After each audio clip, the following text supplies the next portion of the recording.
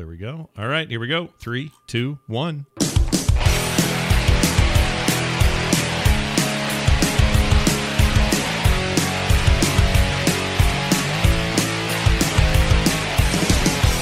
Hey, everybody. Welcome to the last episode of Core for the year 2020.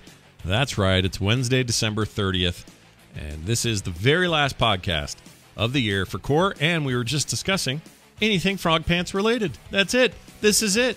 If you haven't listened up till now and you were thinking, man, can't wait for whatever they do on the 31st, it's some bad news for you. The answer is nothing. Taking the day off tomorrow. Holiday, baby. Woo! I'm going to sing Holiday Road as I live it tomorrow by the great Lindsey Buckingham. And you all just have to groove on it because that's what I'm giving you instead of any other new shows. So that's tomorrow. But today, we do this. We're here. We're going to talk about video games. We're going to give our Core Awards away today, which is a fancy way of making it sound, even though it's not really that fancy. We're just going to talk about our favorite games of the year, which is totally fine with us. I'm Scott Johnson with Bo Schwartz and John Jagger, and we're going to jump right into it. First off, something came up right before we hit record that John said, and I think it's important that we discuss this. This was a weird year for me for multiplayer games, and hadn't really thought of it until I saw your note in here. But most years, there's a pretty decent chunk of what I do in gaming that is devoted to strictly multiplayer stuff. And probably the most multiplayer time I spent this year was with you guys in Dwarf Rock Game. What's it called? I like that you combined Deep our Rock fake name Galactic. with the real name. Right. Dwarf Rock Game. Oh, yeah. Deep Rock Galactic. We played that a bunch together. And I think, and that was a co-op thing, so it wasn't even really a PvP thing, but that's probably the most multiplayer experience I had during the year. I know it was, like for sure it was for a single game. And there were little bits here and there, but this is the first year where I played a lot less of games like Heroes of the Storm and Overwatch and games that I would normally put a little time into. I don't know why that is. And John, before the show, you said you think you might have also had a low multiplayer year in 2020. Bo, how I know you still the best Heroes player in this room, but I'm not sure you played this year probably less than most years, right? Like since it came out. Yeah, I didn't play that much to be honest. Right. I had my little flirtations, dipped my toe back in, but a lot of other games out there to play. And well, I've been playing those. Isn't that weird? I do miss playing multiplayer. Was this also the year of Vermintide? No, Vermintide was 2019, I believe. We didn't play it in 20. Yeah, okay. Yeah. And 2021 might be the year of Darktide, which is Darktide looks good. Yeah, that's the stuff you need when you got a real frustrating stain in your sweater and you just need to go to the hardcore stuff. Darktide, get it every time. That's a joke only Americans will get because we have Tide here. Anyway, the joke is dumb, and I'm not going to keep going down that road. But I will say this: we have Tide here too. Oh, you do? All right, I shouldn't have assumed. Yeah. All right, thought maybe you had something. Tide is a global brand. They don't get Tide in Canada. They have Hoodadoos or something. I don't know. Where'd you take your suit? Hoodadoos? Yeah, I washed my pants with Hoodadoos. Oh, there you go. Well, wait, who's that coffee guy everyone loves up there? Tim Horton. Everyone takes everything to Tim Hortons. Why you just may as well do clothes there. It's fine. Do that too. But anyway, so what was my point? My point was multiplayer down. Multiplayer numbers are down, at least in my world. And I can't really explain why, because you would think that in a more isolated sort of situation like COVID-19 pushed a lot of people into, including gamers, that we would have gone, oh, well, instead of all these outside social interactions I normally get by meeting my friends at the arcade or, going to the bar or whatever people do with their time, I will now move it online and play everything with my friends online. And I just didn't freaking do it. And I don't know why. In fact, not only did I not do it, but outside of Rock Game, I didn't actively seek it out. Like I maybe even actively avoided it, with very few exceptions. Again, that game and you guys in general, like whenever we want to play, I'm down to clown. A little bit of Jackbox stuff on TMS and with you guys and stuff like that. But for the most part, I would if somebody said, "Hey, Scott, you should spend all night with us in Fortnite or whatever," I'd think of things I'd rather spend my time doing. And I got a theory. Can't explain it. What's your theory, John? I think for a lot of people, maybe some of us, It changed, the work dynamic changed this year. Whether that was working from home or, I lost my job and was then spending a lot more time parked at my computer, and having to manage things at home, having the kids around and they're having to do school from home and stuff like that. And what it kind of turned into is you kind of go through the things you have to do. Mm-hmm. And a lot of that was now on the computer, and a lot of the social interactions we had to have were through Zoom meetings and stuff like that. And I think when it came down to, okay, well, now you have free time, it just turned into, okay, I don't want to have a headset on. I don't want to be on a Zoom call. I don't want to be scheduling time together with people. I'm doing that all day anyway. I want to just step back and either find something away from the screen to do, or something that's a little more insular, that's just going to be me, doing it myself. I think it was just a year that kind of nurtured that sort of thing, rather than let's all meet up in a game. Because I think we were trying to find other ways of connecting, besides just like, let's get into rat game and kill rats. I like your theory. I think there's probably something to it. Although I'd like to change that. Like, one of my goals in 2021 is to be more social with my game time than I was this last year, and be a little less selfish with my game time. Although to my not to my credit, but to my defense, the best games or the biggest games this year were a lot of really single player focused games. I'm not sure I'd call it a resurgence or anything, because I'm not sure they were ever dipping too hard, but it did seem like we had kind of crescendoed toward the end of 2018, 2019 with the glut of looter shooters and games as a service, and battle royales took off and all that stuff happened, and it just was overwhelmingly huge. And it felt like 2020 was a bit of a drop back into, okay, well then also remember we have these big epic single player experiences, and some of them have been a long time coming, like Cyberpunk and Last of Us 2 and others that were notable. New Assassin's Creed game after a 1.5-year hiatus, like big single player focused, massive games that we didn't necessarily have as much of last year, at least AAA titles wise. So I think that may have fed into it a little bit. That's just where our gamer eyes were pointed. Yeah. Bo, any additional thoughts on why multiplayer is not souring, but maybe took a back seat for the three of us? I don't know. I've been wanting to play multiplayer games a lot, so I just think we're all pretty busy. I'm sure the pandemic had a lot to do with that, but I think there's a lot of fun game experiences. We've been focusing more on playing single player experiences because the show focuses on that as well. We want to share those stories, right? But I'm definitely sick of Discord calls. Everyone's like, wow, Zoom, and at first it was kind of cool. I'm introducing people to this stuff. Now I'm like, I do this like 3 times a week. Why do we gotta call? I'm sort of at like peak online call. Not that I dislike doing this or anything, just that I'm just constantly on Zoom calls, and like there's nothing more that I want right now than to be outside. Just doing non-home things, because I already do enough of that. That was my thing before. Everyone else was now at home having Christmas over Zoom and things like that. Yeah, I agree. I look forward to, I don't know. I guess it's hard to say this in the winter, and in your case, in my case, like real winter, not John's lovely summer or summer winter he's about to have. 60-something degrees outside, you guys. I got to be careful.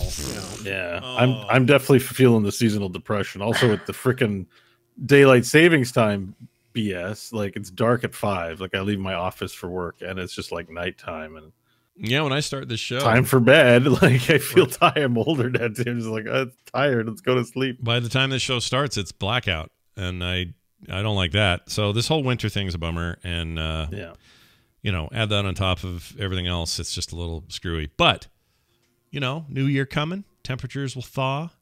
We'll get out there a little bit, maybe if we can get our asses together on this whole vaccine business, and get to a place of normalcy or somewhat normalcy, and then we're less dependent on that. I agree with you though. It's like these tools we've been using for years and years and years, right? Like I've been trying to figure out how to stream video over the internet since you could even do that and do it poorly but I was still trying to do it in like 2005 and kind of pulled it off with the jankiest of results. And so as time has gone on, we have glommed on to every new way to do it, every new service that cropped up, every new option that new bandwidth gave us, whatever. And now the rest of the world had to do it suddenly, and they had to cram it kind of in terms of like learning what was available and how to do it. And now it just feels like that's the way everybody's talking all the time. And I do look forward to, you know, just a good old fashioned, I'm sitting on a couch talking to my friend kind of day. Yeah. When that day comes. So soon enough, everybody. Not soon enough is what I meant to say. It'll be a ways off. Anyway, so that's what I wanted to say about multiplayer games. Just a weird thing this year for me. But again, I think there'll be an uptick in general. And I think it'd be fun for us to just sort of rip into some of the stuff that jumped out at us this year. So since I spoke to you guys last in a core capacity, I discovered, played, and then found all at the same time my game of the year within about a week's time. And I didn't expect that. I thought it would be like me kind of reaching back through the months going, oh, what about this? What about that? Whatever. What really jumped out at me and stuck with me? Was it Hades? Was it what was it? And in the end, it ended up being a game that I would argue kind of came very quietly, even though we all knew about it. John's talked about it for a long time because you were like, what's happening with this game we saw at E3 2 years ago? And yeah, I was excited about it when it had a good title before it got a bad one. Yeah, when it was called Gods and Monsters. Yeah, that's the one. Yeah, I was really excited about this game, and then you ended up getting to it first because, like a lot of people, it came out and you didn't hear great things. Nobody seemed to be talking about it. It was half off, like at most retailers this past week. Mm-hmm. So, wow, already? Yeah, that's what I said. I was like, this game must have been just a lemon. And then Scott checked in and said otherwise. And I loved probably the only people playing it are the ones on Ubisoft Connect anyways. Maybe. I mean, part of it is so I was hearing good things about it reviews wise, and I went, well, if this is good, I probably should check it out at some point. But I think what happened is it got released right around the time that everything was a little bit glutted together, including Ubisoft's own titles.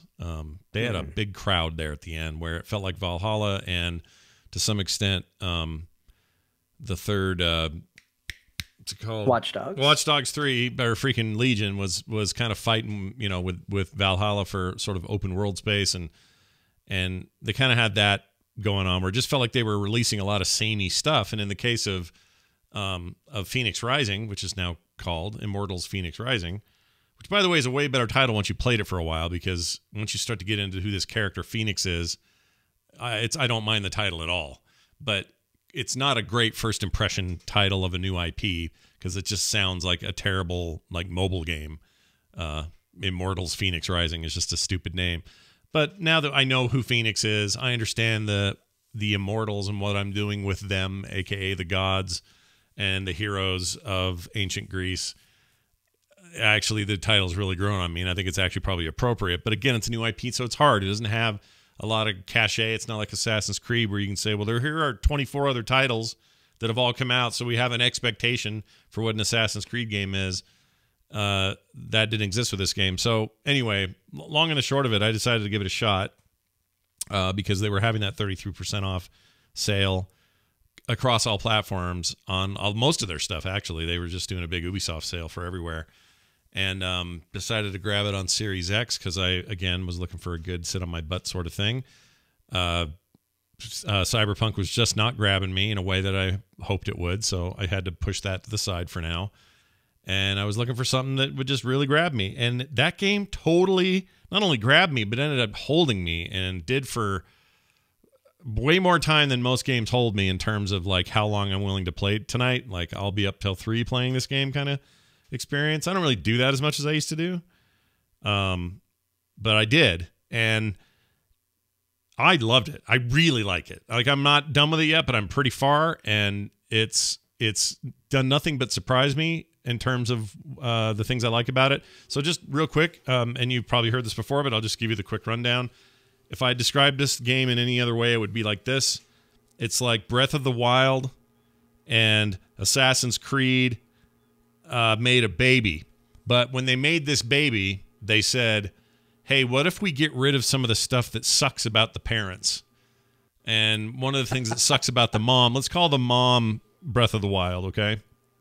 Okay. Mom is great. We love Mom. She's great. She brought so much to the world. She's an amazing mom. Breath of the Wild. Good job, Mom.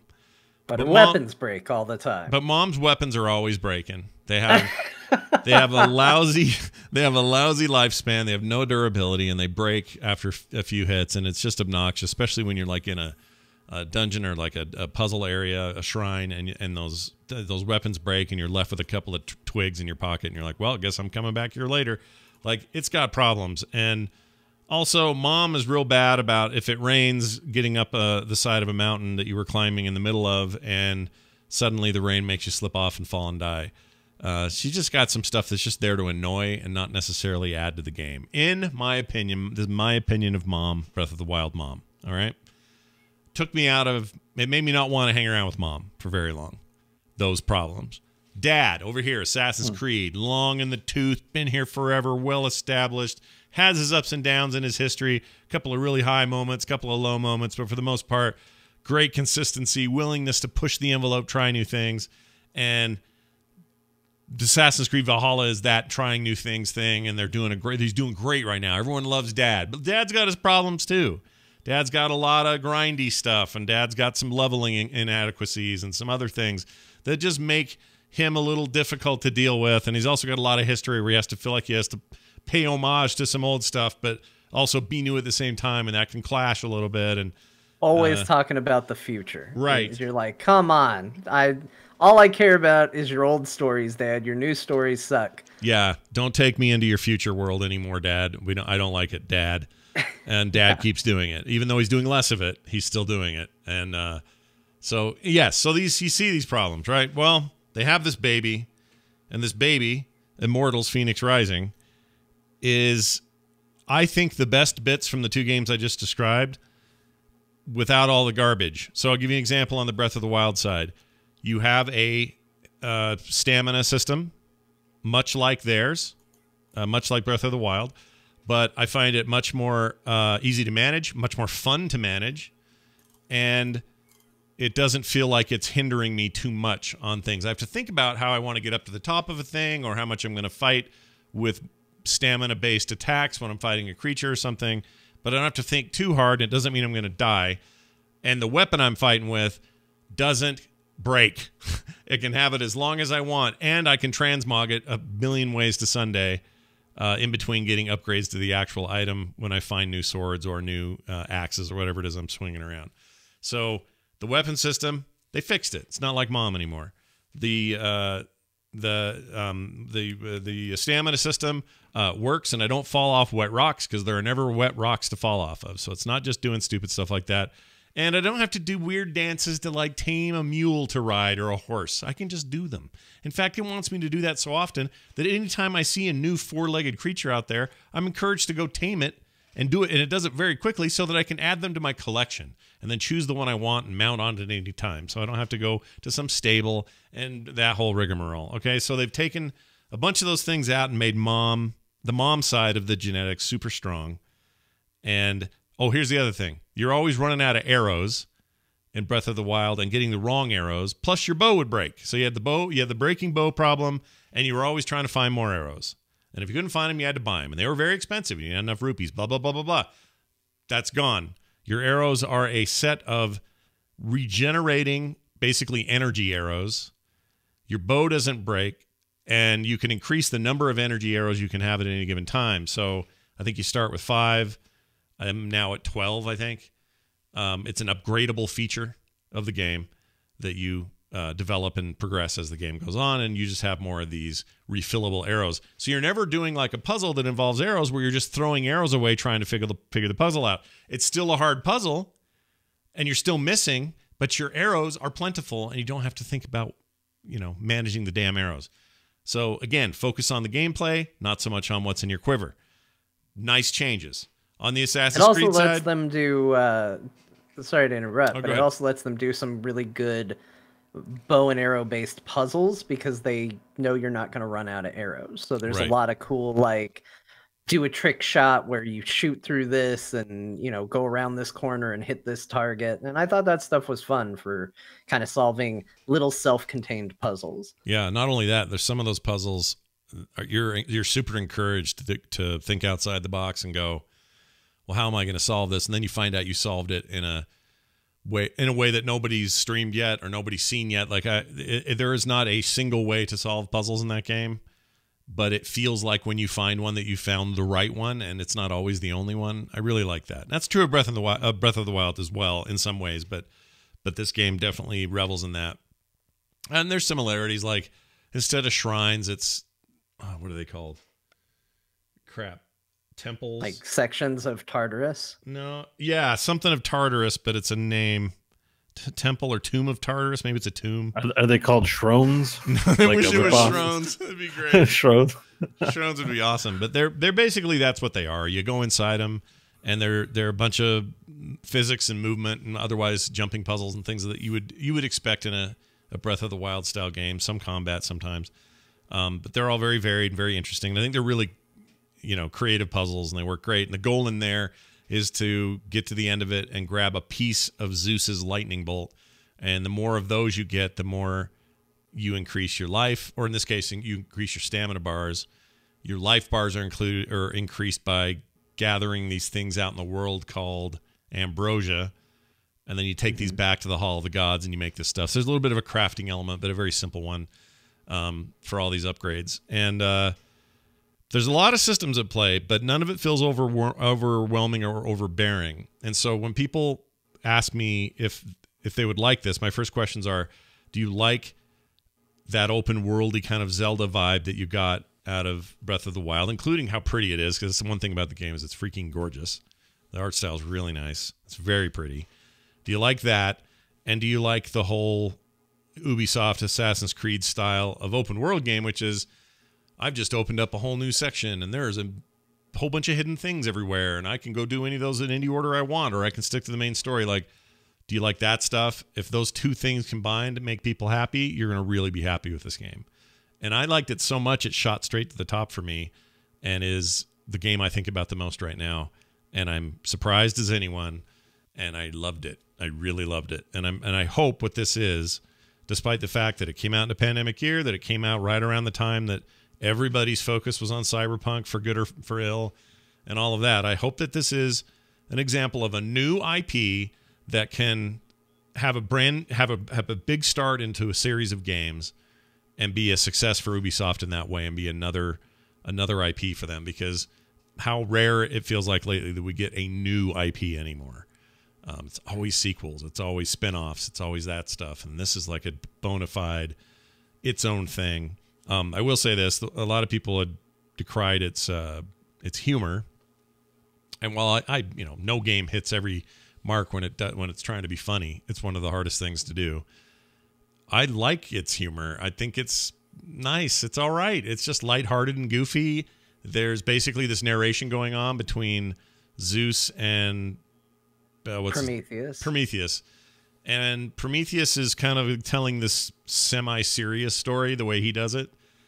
And Zeus is sort of popping off with, dumb jokes behind him while he's telling the story. But Zeus is bored through most of it, which leads to some of the better stuff. Like, there is a moment where you're in Tartarus and Prometheus is talking about you going through the gate, and just out of nowhere, Zeus goes, "Boring, big monster," and a Cyclops just appears in front of you as a result. Yeah. And then Prometheus says, "Oh, no, it's actually tiny and adorable." And they kind of keep changing the size of this creature as they talk over one another. Yeah. And eventually you just fight it as a regular size Cyclops. But I think you're right. I think the humor is hit and miss for me. But I think it hits more than it misses. There were a couple things.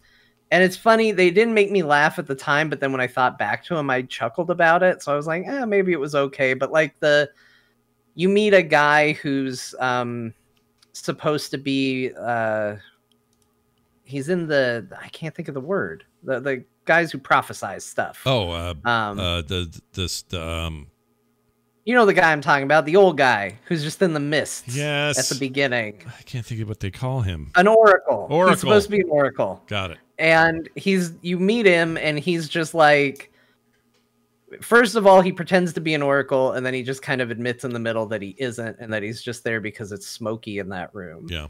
And then they start to make a bunch of jokes alluding to the fact that he's high. And it didn't exactly make me laugh at the time, but then when I thought about it after the fact, because I was telling it to somebody, I started to kind of chuckle about it. Yeah. How he's just like, your character's just like, okay, I'm going to get out of here. And he's just like, hey, if you come back, bring food. And like, they're not directly calling out that he's high, but he's in this giant smoky room and he just keeps alluding to these things. And I kind of rolled my eyes in the moment, but it's still pretty good. It's pretty funny. And the other thing is, I'll say this, and it really helps sell it, because even when the humor's not that funny, the voice actors are really good. Like, it's basically the cast of Odyssey coming back together. It's like they had so much fun recording Odyssey, they brought it back. And I think maybe this is part of the reason why the humor is landing so often for me, because honestly, the biggest complaint I heard was that the game is not funny, but it thinks it's funny, which I usually have a big problem with. Same. I think it's legitimately funny. It could be that I love Greek mythology, and so I'm getting a lot of the jokes it makes when Zeus talks about how he turned women into X, Y, and Z for being rude to him. Like, I get a kick out of that stuff. Right. But he's just like, I turned her into a blueberry. Like, it makes me laugh because that's how I know those gods to be. Or when the one, I think it's Hermes, talks about Athena wiping out the Greek navy because she had too much ambrosia. And your character's like, yeah, I had family in the Greek Navy. And he goes, you probably just had to be there. Like, the fact that gods just do not care about the life of mortals whatsoever. And these people are like dying horrific deaths and they're joking about it. Yeah. I genuinely thought that was very on brand for Greek gods. Yeah. But like, as I'm listening to it, I'm hearing Zeus talk, and it's, oh man, I can't think of any names today. But it's the guy who played the famous philosopher from Odyssey. Not Hippocrates. He's in the Bill and Ted movie, right? Socrates. Socrates. Yeah. Socrates. It's the guy who Socrates. The guy who played Socrates in Odyssey. Yeah. And he was such a great character in Odyssey that now hearing him as Zeus, I'm still in my head, I'm picturing Socrates in Odyssey, because that was a great character in Odyssey. He always showed up. He always annoyed the hell out of Cassandra because he was always coming up and going, but is it right to help this man? Like, you'd be in the middle of a quest and it'd be like, this guy stole a horse for his family, but it hurt the merchant, and Cassandra's there trying to decide what to do, and then here comes Socrates, and he's just like, but is it right to help this man? Because you're encouraging him to break the law. What is the law? And he just starts asking questions, and Cassandra's just like, oh God, please stop talking to me right now. Yeah, speaking of which, she's in it too. She's Athena, although early on she's a kid. But that's your voice actress for Cassandra. When I heard that, I went, "Oh, John's gonna like this even more." I'm so happy. The voice cast in that game is great. Yeah. They're all doing very, very good work. I love it. Yep. Even your main character, Phoenix, who so there's another interesting bit. When you choose your character, you can choose basically they give you an option to choose female form, male form, any kind of face, facial hair, voice type, whatever, and mix and match any way you want. So I could have a very buff looking dude character that sounds like a girl with girl hair, or I can do the opposite and have a girl who's got a deeper Phoenix voice with a mustache and a goatee. Like, you can do whatever combo you want, just knock yourself out, or you can go with the default, and the default's this girl version of the character, but they're both very good with their lines and stuff. They're almost identical in terms of what they say. I've messed around with that a bunch. There's basically a barber chair at the Hall of Gods, and anytime you feel like it, you can just go sit in that thing and change what you look like. It's just a barber thing, which is pretty cool. It gives you a lot of options for that. Whereas, you're playing Breath of the Wild, you're just Link. That's who you are. You got some cool outfits, but you don't get to change who you are. This game is like, hey, you want to do that? You can totally go do that. And then there's transmog for all your weapons and your gear and your helms and your all that stuff. So that works out nice.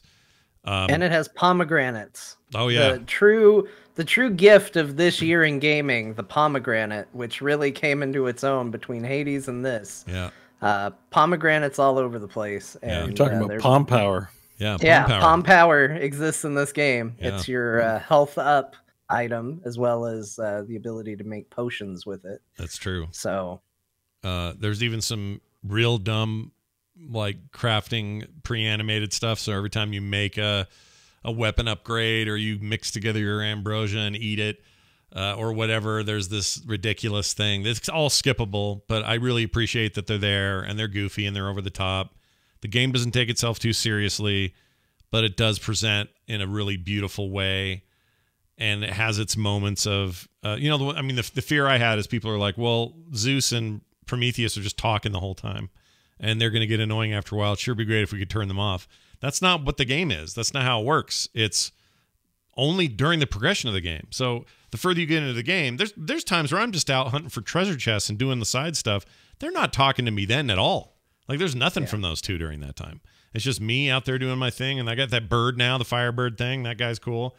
But when you actually pull off like a story moment, Prometheus might go, and this was the moment Phoenix thought he knew that the last place he wanted to be was inside the thing. And then, Zeus saying some crack or whatever.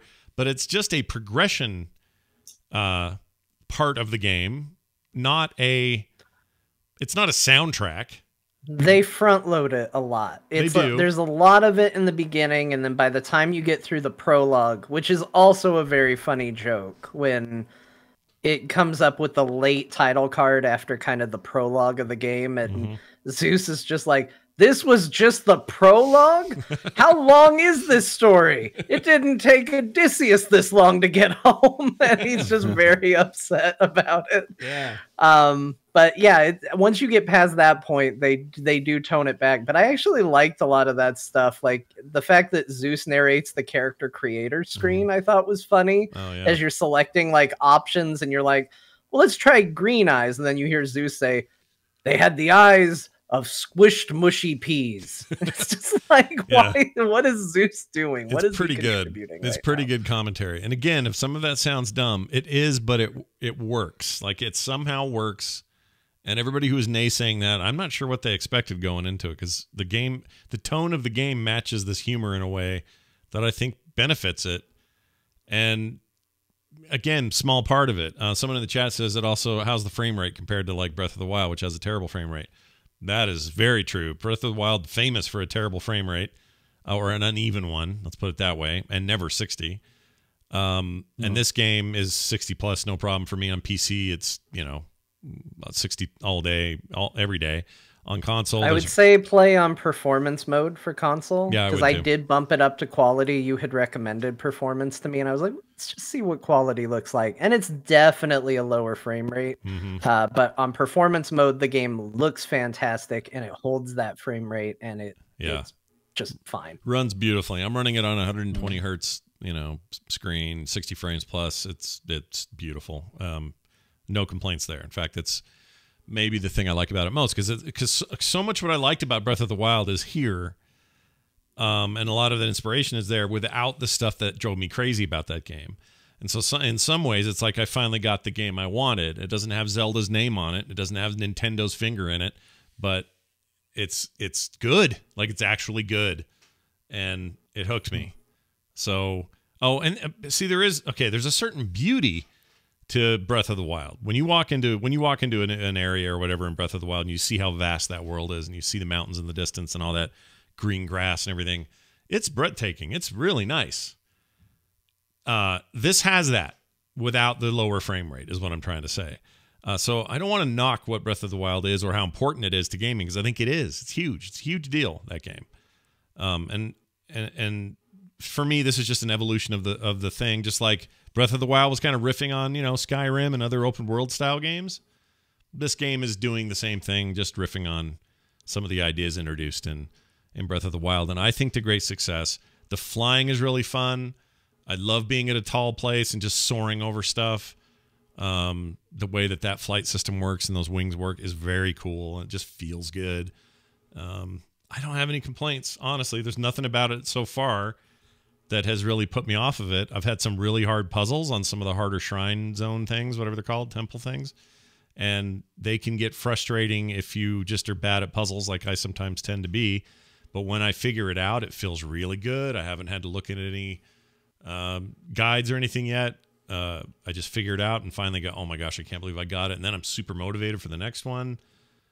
It's just cool. So my game of the year, Immortals, Phoenix Rising, came out of nowhere. Really, game of the year. Oh, yeah. Like better than anything else that came out Better than anything year. else I played.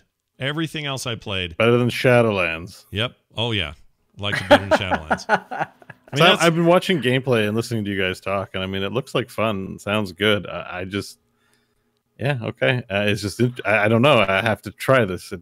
Yeah, you have to give it a shot. It doesn't look like a surpri- game of the year to me. Like I was judging surprised it as well, completely by its cover. But I'm I'll like, say it looks this. really good. It looks really good. You got to But understand. and it's not to criticize your No, pick. no, either. It's I your know. game of the year. It's your game of the year. I knew it's this like, would be. It's hard to see that watching it. I knew this would really be controversial. Yeah. Let me put it this way: the game, very in particular, scratches 3 or 4 itches. If you listen to this show long enough or know me well enough, you'll know that I have a few itches that if you scratch them just right, I'm on your side, and that includes the for good or for ill, whatever. Freaking Ubisoft's open world structure has always worked for me pretty well. I like it. I like the loop of it. I like clearing stuff out. I like to go to a place and go, all right, all this stuff's got to be done. I'm going to be the one to do it. And I go do it, and I like it. I like that stuff. So that they had me with that. The aesthetic and the sort of traversal of Breath of the Wild is something I adore, and they have that. So it's got RPG stuff. It's got action stuff. It's got that open world itchy stuff that I love. And it's got, it's got the graphics and sort of the world building and tone down in a way that resonates with me. It's also not bugging out every 5 minutes. It's not doesn't have problems. It doesn't crash. It doesn't have, me getting stuck somewhere like half the games that get released lately. All of those things combined to make it the most fun I've had in a game this year. And that includes games where I had a lot of fun. Like I loved Hades and I loved some others on my list, but I'll get to in a minute. There are lots of games to enjoy this year, from indies to AAAs, but this one just really nailed all those sweet spots for me. Because I'll say this: this game would be, if I was just gonna throw games up there that I really liked, it'd be high. This might even be number 3 on my list for favorite this year. I didn't include it because I'm not far enough in it. I'm a little past the prologue. The game has just kind of opened up. Yeah. And I can't really go, oh yeah, hands down, one of my favorite games of the year when I'm still that early in, because for all I know, it ends up being a pile of poop shortly after. Sure. I also think there might be an element of just recency bias. I try to go, well, I'm having fun with it now, so it's top of mind. But how would it compare to something that I played, in January? Mm-hmm. And that's something that I try to take into account. So it didn't make it there for me, but it could have, and it still might. I think it's going to probably be, I wouldn't be surprised if in a year I'm talking about it as the game from last year that I played the most this year. Yeah. Because I think what you said, Bo, is the thing that is its greatest strength.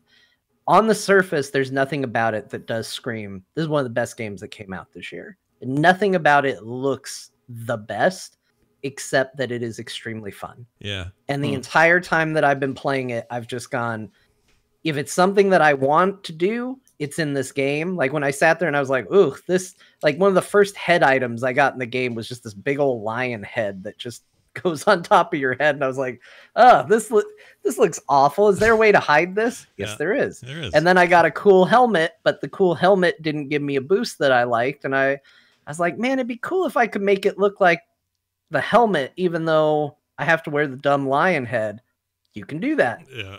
And then I was like, boy, I wish I could change how my character looks. You can do that. Yeah. I was like, it'd be neat to be able to ride a mount around here. You can do that. Like, it just, every time I thought, oh man, this game should have this, it was like, yeah, we have it. It's in here. They totally have it. You can just go do that. I think there's something to be said for that.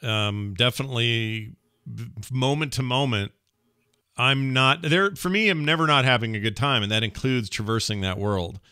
And I don't know what that is. There's just a special sauce going on where it just feels good to get around. And I don't mind that something's kind of far or that there's some elevation I have to deal with, because there are ways to deal with that elevation that is fun.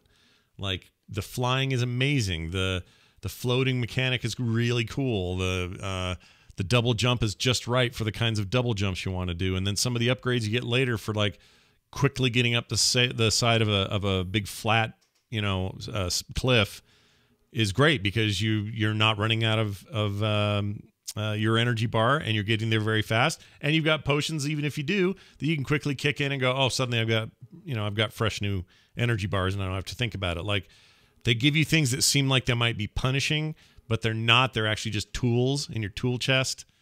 And I don't find any of it like bothersome or hard, or I don't know. It's just a joy to play. It inspires you to challenge yourself too. Like that first prologue area, there's a spot where you're like, oh, there's something up there. And you go over in that area and it goes, hey, just so you know, this area is probably a little too tough for you. Come back when you're a higher level. Right. And I went, oh, I'm going to climb to the top of this cliff. I'm going to see what's up there. Yeah. And I did. I climbed up there and there's this giant 3-headed like manticore creature. And I was like, well, let me see if I can fight it. It was a hard fight. I killed it. But you did it. Yeah. And I was like, oh, I feel really good about this. And I kept exploring. And the whole time I'm exploring, it's like, hey, some areas are designed to be for you to come back later when you got more power. And I was like, no, I'm exploring right now. And I went and I explored that area. And I found this chest. And it's like, hey, these chests are only appear at night, and they're heavily guarded. Mm-hmm. Here's how you meditate. And I was like, great. I meditated at night. And I saw the amount of enemies that were guarding this chest. And I went, oh, I may have gotten in over my head. But I stuck it out. I fought them. I got that chest. Yeah. And the game's sitting there telling me like, hey, you can come back later. You can try this now. And it felt good to challenge myself and go, well, can I do it right now? And I did. And I was successful. And it didn't make me overpowered, or it didn't give me anything that was so good that the game's now broken. Mm-hmm. But it was just fun. And it was just that fun feeling of like, we're going to gently nudge you away from here, but if you want to try it, go for it. Go for it. Do what you want to do. Yeah, anything's kind of possible if you've got the jump around skill, and later on you get abilities that'll make all of that stuff, not necessarily easier so much as it will you'll just have more tools in your tool chest, but it gives you those things in a way that doesn't feel overwhelming. You don't feel like it's a game trying to do too many things. Just a really fun freaking game, and that's what I needed. I needed that. And now, I will say this. It was a lot better deal at 40, whatever I paid. 40, maybe? Was it 40? Probably. I think it was 10 or 49 or whatever it was. It was like 10 or 15 bucks off the full price for that sale that they ran. I think the sale goes till the 10th, so there's still time. Now would be the time to get it. That, or if you're on PC, do the Connect thing, Ubisoft Connect thing, and just be there to play. But I ended up buying the whole game, and it's to the point now where everyone says, "Ooh, what new game should I get for my console? I got a PS5 or an Xbox," and this is the first one I recommend. Like, get that game. You got to play that game. So, yeah, I loved it. It's my game of the year. Phoenix Rising, Immortals, and John's right about that bias. It's easy to forget the stuff you played in February when you're talking the following December about what games you like the most. And so I had to do that a lot this year, is kind of go back and go, oh, what did I really like? What did I love? What did I hate? Whatever. But the math still came down to, what did I just sit and play and not want to stop playing? And it was this thing. And even right now I want to play it. So there's that. Number 2 for me is Animal Crossing New Horizons. Not because it does anything incredibly new in the Animal Crossing series, and not because it's the greatest Animal Crossing ever, although I'd probably argue it is the best of Animal Crossing's ever been. But because it came at a time in this year where I really needed it, and I think it did that for a lot of people, and became sort of an important go-to game for me for a long time. I'm not even playing it now, but this game back in March, April, May, kind of where it was at its peak for me, just provided a really happy, innocent place to go when facing, 2020 and all of its complicated garbage. So I think it deserves a spot on my list for that, because I have the most fondest feelings for what it meant to come open that game up when I would be getting stressed, and I'd be like, all right, well, at least there's this. I don't think I'm alone in that. But not to spend too much time on it. Everybody knows about that game. Yeah. Assassin's Creed Valhalla is my third, and you might say, well, Scott, isn't that just another open world game? Aren't you getting that itch scratched from Phoenix Rising? Well, yeah, I am. And right now I'm not even playing Valhalla while I'm playing Phoenix Rising because they are very similar in terms of, there's a lot of structure sharing, like I mentioned before, going on there. But I think Valhalla stands on its own as a really strong contender for the third spot for me because of how well that thing turned out. I think it's the best Assassin's Creed game they've ever made, and I'm happy to say I think Origins, Odyssey, and this are just all the right direction. Those 3 games are incredible. They're my favorites of the series, and I've really enjoyed most of them in the past. But I really love them, and Valhalla will be a game I just keep coming back to and chipping away at well into 2021. So that rounds out my 3 for this year. Now, I got a few things I just wanted to blow out real quick. The Almost Made It on my list was another latecomer that I had poo-pooed earlier in the year, and everybody said, Scott, play Monster Train. You're going to love Monster Train. If you like Slay the Spire, why aren't you playing Monster Train? It's so much better, or it's this and it's this, or whatever. It's the natural progression. And I didn't do it, and here's the reason I didn't do it, and shame on me for this. The description on Steam, and this is like everywhere now, but on Steam at the time... I know what it's going to be. I'll bet you do. On Steam, it said... it's deck building, something, work your way through, zubba zubba, and it all sounded good so far. And then I got to a part of the paragraph that said, including some tower defense elements. And I went, no thanks, don't care what you're doing, don't care about your game, I don't play tower defense, I freaking hate that genre, I'm done, I'm out, I leave. That's just a rule I have about tower defense. I hate tower defense. I hate it. So that put me off. And I never went back to it as a result. And then I saw it pop up on Game Pass this last week and a half or whatever, and I said, I should probably just try it because everybody was raving about it. Freaking Dan Patrice wouldn't shut up about it. He was like, this is the greatest game this year. So I finally tried it. That description was wrong because, all right, the game works like this. There's 3, technically 4 lanes, okay? Bottom lane is like your train sections. Bottom lane, middle lane, top lane. And you put your defender hero dudes on here when you get a card that works, and you also have spell cards and things you can do. And on the other side, starting at the bottom, the enemies will pop in at the bottom, and then they move up a level to the next level, and you're just trying to keep them from the top. And the top level is your pyre, and the pyre is basically just an auto turret that will take damage, but also just keep giving damage to anything that gets that high. But it's basically your life up there. So what happens is, the tower defense part of the description is, okay, well, these guys got to move through your first dudes and then to the next level and the next level. And then if they get to the top, they'll attack your main life, but your train will fight back and kill them.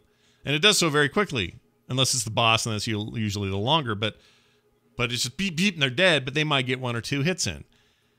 That's not tower defense. I mean, kind of. It's battle lanes, and there is a tower defense to it, in that the enemy minions work their way through the floors. Right. But I don't think for you, it's not a good description because it's a big turnoff, and it's not really tower defense. Like, you're playing cards and upgrading your dudes. It's it's auto chess more. Right. It's more like auto chess. That's actually a good point. There's a good comparison. But also in the kind of tower defense I hate, that means I've got towers I have to keep buffing up and. Like, well, make sure that tower's got ammo and make sure you gave it level 2 so it can shoot the fireballs now when those ghouls come or whatever. Don't have to do any of that.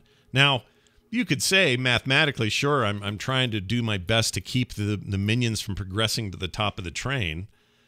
Okay, sure, if that's your definition of tower defense, fine, right. But that's not my definition. And I screwed up because that game's rad. That game's really good. Like, really good. And, outside of Phoenix Rising, that's been the only other thing I've been playing. It's awesome, and currently on Game Pass, which means syncs between PC and console, which is great. And also the console controls are very, very good. That game deserves to be on tablets or phones. I think it would play really well on there as well. But yeah, Monster Train almost made it. Probably should make it because I gave it short shrift and I was wrong. So I'm giving penance now. Accept my apology, video game world. You were right. Well, hey, they need to learn their lesson. Yeah, don't call it a tower defense game in their description, and you'll be fine. The artwork and music and aesthetics also really good. Like, I think the art's it's this weird angel versus devil. Like, it's not perfect, but it's. I guess just the idea of a train through hell. I don't know. I like it. But, that is a cool idea. It sounds like something you would make for D&D. It sounds like a scenario you'd make. The art I don't think is terribly good, but it's all combined in a way that is just really efficient. Like it's fast. You can speed up the combat so it's not taking forever, or slow it down, whatever you want to do. But it's just very efficient. It's like make your choices. Zip zap zoop. Okay, do it again. All right, that guy's buff. Zip zap zoop, and you just kind of work your way through the train. Upgrade over Slay the Spire, which I think is the better game, but the worst looking game. Yes, Slay the Spire. The two, like, because that was my transition. I'm like, I need a game like Slay the Spire. Oh, this Monster Train kind of scratches it, except it's not. I don't think it's as good as Slay the Spire. I like Slay the Spire more, but it's an indie level. Yeah, I agree. That's the other reason I didn't include it. I've got a whole other list of my favorite indies of the year, and they're all on the Boop Show, so guys can go listen to that if you want. Cloudpunk took my indie game of the year thing, nice. And I really like Cloudpunk a lot, even though it's basically Cyberpunk delivery service. But I really like what they did with it. It's very cool. But yeah, this thing is going to be a game I play more of. I think Monster Train got very short shrift for me, and I'm going to change that. So there's that. Also, if I'm going to give an early access runner-up, I'd give it to Shipbreaker. I did mention this on that Boop Show roundup. I think that game is rad. Tearing apart ships is very cool. There's currently a theory going around that they built this game with the idea that it's the homeworld universe that you're operating in, which adds a weird new layer. It's called Shipbreaker. It's that one. Remember I told you about this where you go. Is that the one where you were like you played a little while ago? Is that the same one? Oh yeah. It's still in early access, which is so not full release. It's got a bigger name than that. What's it called? Hard Space Shipbreaker. Yeah, I knew there was something hard in there. Yeah, that's it. I was like Shipbreaker. It sounded familiar, but it was missing the hard thing. That's why I didn't get it. Yeah, it's very cool. That game's just rad. If you haven't heard, I've talked about it on various shows before, but it's so cool. I really like it. So they're gonna make it like sorry. Well, they're not going to do anything, but there's a theory floating around that the game is in the Homeworld universe, which I love the Homeworld games, and tonally it kind of works. Like now that someone has said it, and then I'll play it and go, oh yeah, this could be the Homeworld. Like this could be Homeworld in here. It's not, okay, because they're not the same company. They don't own the IP, so they can't do that. But I still kind of like that. Maybe that's what they were thinking, because that's cool. Best Old is New Again award. I'm giving it to Destiny 2. I played way more Destiny 2 than I ever would have thought I would. I think the console upgrades on that game are stupendous, and the Game Pass thing surely helped. In fact, I don't know if I'd be playing it without it. And I get it. I finally get it. I understand why people love that game, and I think I'll be playing a lot more of that as well. And then finally, in my category of didn't grab me, but I will surely be back, Cyberpunk just didn't grab me. It just left me flat almost immediately. And it's not, I've thought long and hard about this. It's not about the bad press. It's not about the rocky launch, at least on some platforms. And it's not about the bugs or any of that for me. A lot of that stuff I just expect. And I remember that Witcher 3 had this around it as well. Another CD Projekt Red major game. So it wasn't that shocking, that stuff. But the part that I'm bummed about the most is the game just didn't grab me. And by grab me, I mean compel me. I didn't go, oh, can't wait to see where this character arc goes. Or, boy, that shooting was sure fun. Can't wait for the next encounter. Like, none of that stuff was working for me. And mainly it's the tone. Where games like Cloudpunk really nailed the cyberpunk tone that I like about those kind of worlds. I know it doesn't exactly match the tabletop pen and paper stuff, but in my head, it's very Blade Runner, rains all the time, always dark, the environment's screwed, everything's neon and wet and dark and gritty on the streets, and there's too much sunshine in this game and too much dude bro, and just stuff wasn't grabbing me. So I think I'll be back. I'll figure it out. I'll have a taste for it at some point, but right now I just cannot lift a finger for it. I don't know why. Just can't do it. All right. Yeah, it'd be that for me too. have tried to get into it multiple times now. I had a really good go of it, and the problem I just keep running into is every time I feel like I'm hitting my stride, the game either locks up or something crazy happens, and I feel like something is broken in a big bad way, or is just a little too buggy and unstable still for me to enjoy my time with it. But I've gotten to see more of it, and I still 100% agree with you, Scott. You know, not all games have to be for everybody. And this is something that I feel very strongly about. You know, you don't have to make the game you want to make. And if that doesn't speak to 100% of the audience that you thought it would, that's fine. And it could just be that Cyberpunk 2077 totally hits what it's aiming for. But what it's aiming for is something that on paper, I would think should work for me, and in effect does not. So whether it's intentional or not is a little irrelevant. It's a game that actively compels me away from it.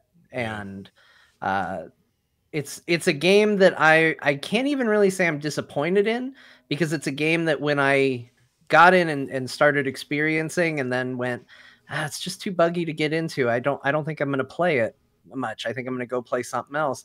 I didn't even feel bad that I wasn't going to play it. Like, it wasn't disappointment that I was walking away from it. It was like, it'll still be there when I'm in the mood, and that's fine. That's kind of how I am too. And I think, I mean, I don't know, like in a normal year, this would be it'd be a more devastating feeling from a game this anticipated or this long in development and then finally coming out after multiple delays. Like, I think I would feel I would feel gamer loss in a much more pronounced way. But in 2020, it's almost good that this year, it's not good that this year sucks. I wouldn't wish this year on anyone, but for my own sense of it, it's better that it happened in 2020 because it's such a small disappointment compared to real life that it's kind of okay. But if this had happened in like 2015 and that game finally came out and we were all stoked about it and it sucked, or it didn't suck but didn't land the way I wanted to, I'd be super bummed that we waited all that time for that game and it didn't happen. But yeah, it just didn't do it for me. So I'll come back. It's there. Like John said, it's right there. It's on my hard drive. Fire it up, play it, you know, make a dude. Continue with the dude I got. It's got something. Yeah. The last character I started playing, I focused mainly on just handguns, and I was having a good time with combat. Yeah. But then, unfortunately, every time I wanted to do anything else, I was like, oh, right, I'm so focused on just shooting guns really good, I can't do anything. It's like, you want to hack somebody? I'm like, yeah, I want to hack somebody. You don't have the skill for it. Yeah. You want to open this door? Yeah, you can't open that door. So you want to... Yeah. The only thing I could do is shoot people in the head real good. I was real good at it, and it did certainly create an environment that was interesting where it was like, hey, we need you to go in there. And like, they definitely set up like, you want to be sneaky? I'm like, nope, I'm good at one thing, shooting people in the head. We're going to go in with a gun. Yep. And that's it. That's how I'm tackling people all in the head missions. Is the game. No more cyber needed. You just want to shoot people. I get it. Yep. I can't hack anything. I can't bypass anything. I can't open a door with brute force, but I can shoot somebody in the head and pick up a key card. So let's go. There you go. It did make me install, Bo, you'll love this because I know you're a fan of those games, but it actually, by the time I was like, all right, I don't think I want to play this, it did drive me to install Deus Ex Human Revolution again. Because I was like, oh, I know where I can get my hacker fix and my freaking stealth fix and my, you know, cyberpunky implant weird world future business. I'll just do it over here with this 2016 game that I quite liked at the time, and we'll see how that goes. And that game's great, so I've been playing that a little bit because this wasn't giving me what I wanted. And so far, like, from my experience with Cyberpunk, Human Revolution definitely has more of the paranoia aspect, like dystopia to it, that Cyberpunk seems to be missing. Yeah, I feel. Yeah, it's a little too GTA. I think there's some. Having played it a little more now, it's, you know, it's a little too GTA. Not like I'm almost like leaning Deus Ex is the better Cyberpunk game so far, because of the paranoia and the, you know, you really feel like there's an Illuminati, and every time you get a victory, you actually lose, and that's sure.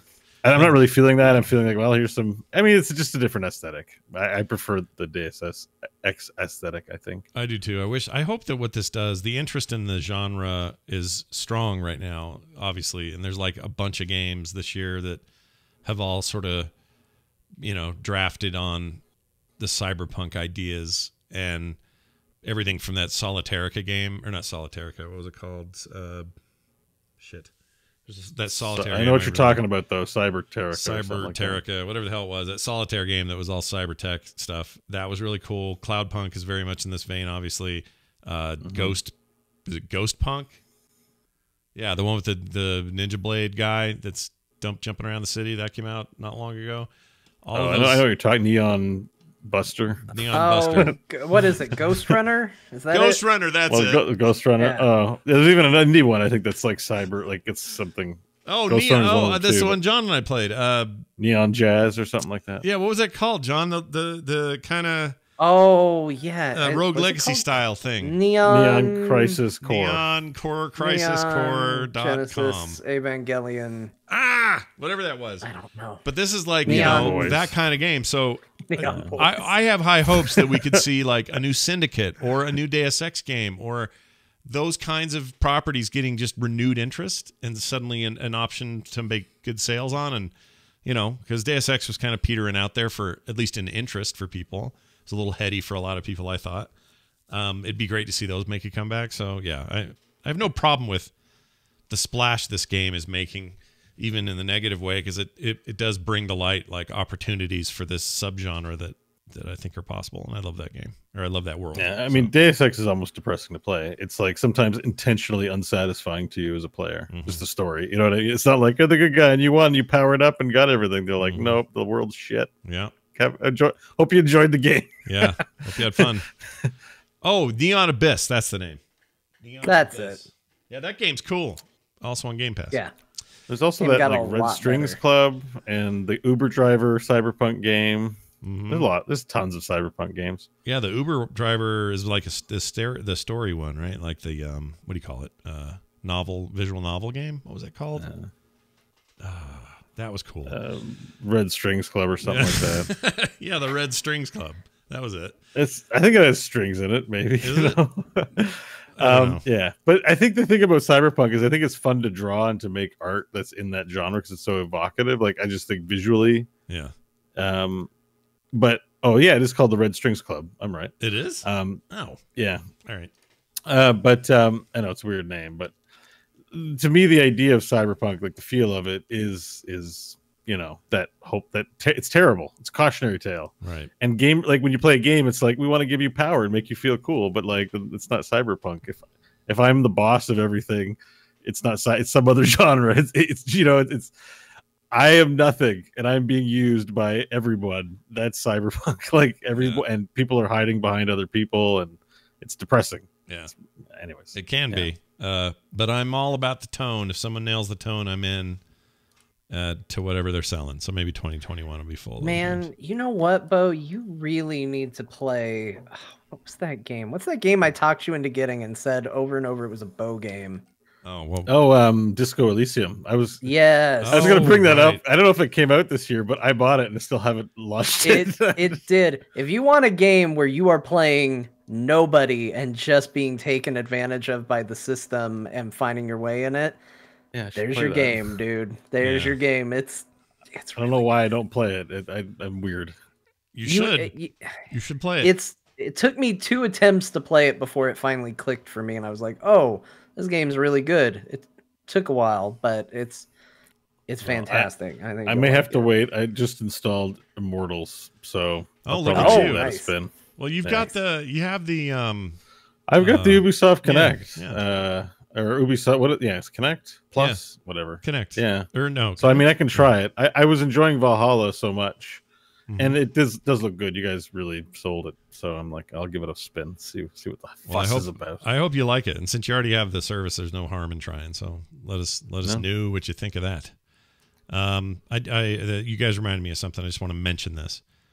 For some reason, I hadn't really cracked it open before, but the game Remnant from the Ashes. You remember this coming out last year, 2019, I think. Anyway, it was like a combination of, it's a Souls-like, but it's set in a setting that's like apocalyptic-y, future-y business. It's mostly ranged combat, so you're using a lot of guns and range sort of stuff, but it's still like, time it right, deliberate animations. Sometimes one shot hits and you're dead. Just difficulty up through the through the ceiling sort of stuff in a Souls-like way. And I didn't bother because I'm not really a Souls guy. But anyway, I forgot I had it. I owned it on Epic or something because they were giving it away, and I loaded that up this week. And that game's pretty neat. There's some cool stuff happening in there. I wouldn't mind sometime with somebody trying the co-op in there because that looked like fun. Kind of a almost looter shooter kind of ish. Yeah, also, that could be cool. Yeah, a real punishing looter shooter. Yeah, it seemed all right. I liked it. So anyway, side note, nothing about end of year stuff. All right, let's move on to John's top games of the year. Leading off with one I'm not surprised by. I'm going to start at the bottom, work my way up. Let's really build here. But I also did a whole list last week that people got to hear. This is a little bit different, but I'd be repeating myself, so I'll move through it pretty quick. All right. So the awards I decided to give, just sort of the random stuff.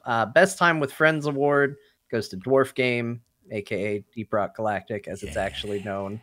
We already talked a lot about that. It was just a really special game to get to play with you guys. But I do want to also give a special shout out to playing Resident Evil 3 with Scott.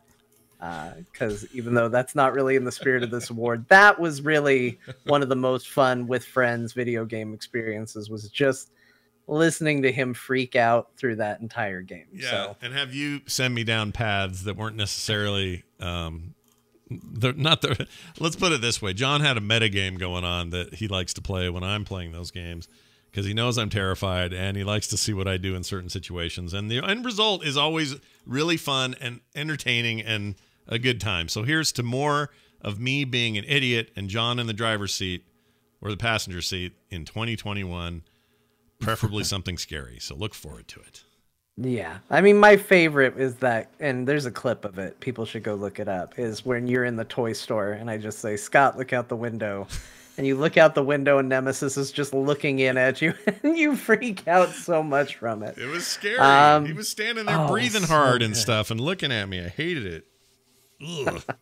It was so much fun. Anyway, yeah. Best game I didn't play in time for award goes to Immortals Phoenix Rising, because I think that game is probably phenomenal. I'm not far enough into it, like I said, but we talked a lot about it, and it's really, really good.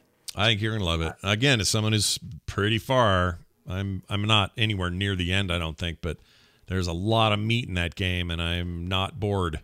I'm still having a blast, and I'm dreaming about it, which is when I'm playing too much, when I have dreams. Yeah, it's just chill. Like, it's not putting so much pressure on you in the narrative of like, oh God, I have to see what happens next. It's so compelling. Like, it almost is Zelda in the form of, good is going to rise up and triumph over evil. Yeah. And you know how the story's going to go.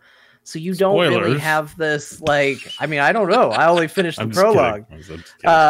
But like, there's no pressure to it. Like, it's like playing a Zelda or a Mario of like, I know where we're going, so I'm just going to enjoy what I'm doing in the moment. And as a result, you're just like, oh, this is just a fun. Perfectly said. That's perfectly said. I've had a hard time articulating this. It feels like that is where, and I know it's a holy cow that we're not supposed to touch because Nintendo makes gold and it's special and that's true. This is always true. But this is them making one of these, and they get it. They get it right, and it's that feeling of, I know where this is all going, and there's no deep layered story, twisty business going on. I'm just here because it's a joy to be here, and that's how it feels. You summed it up. That's exactly how I feel about it. And if we talked about it long enough, we'd get there. Yeah. Yeah.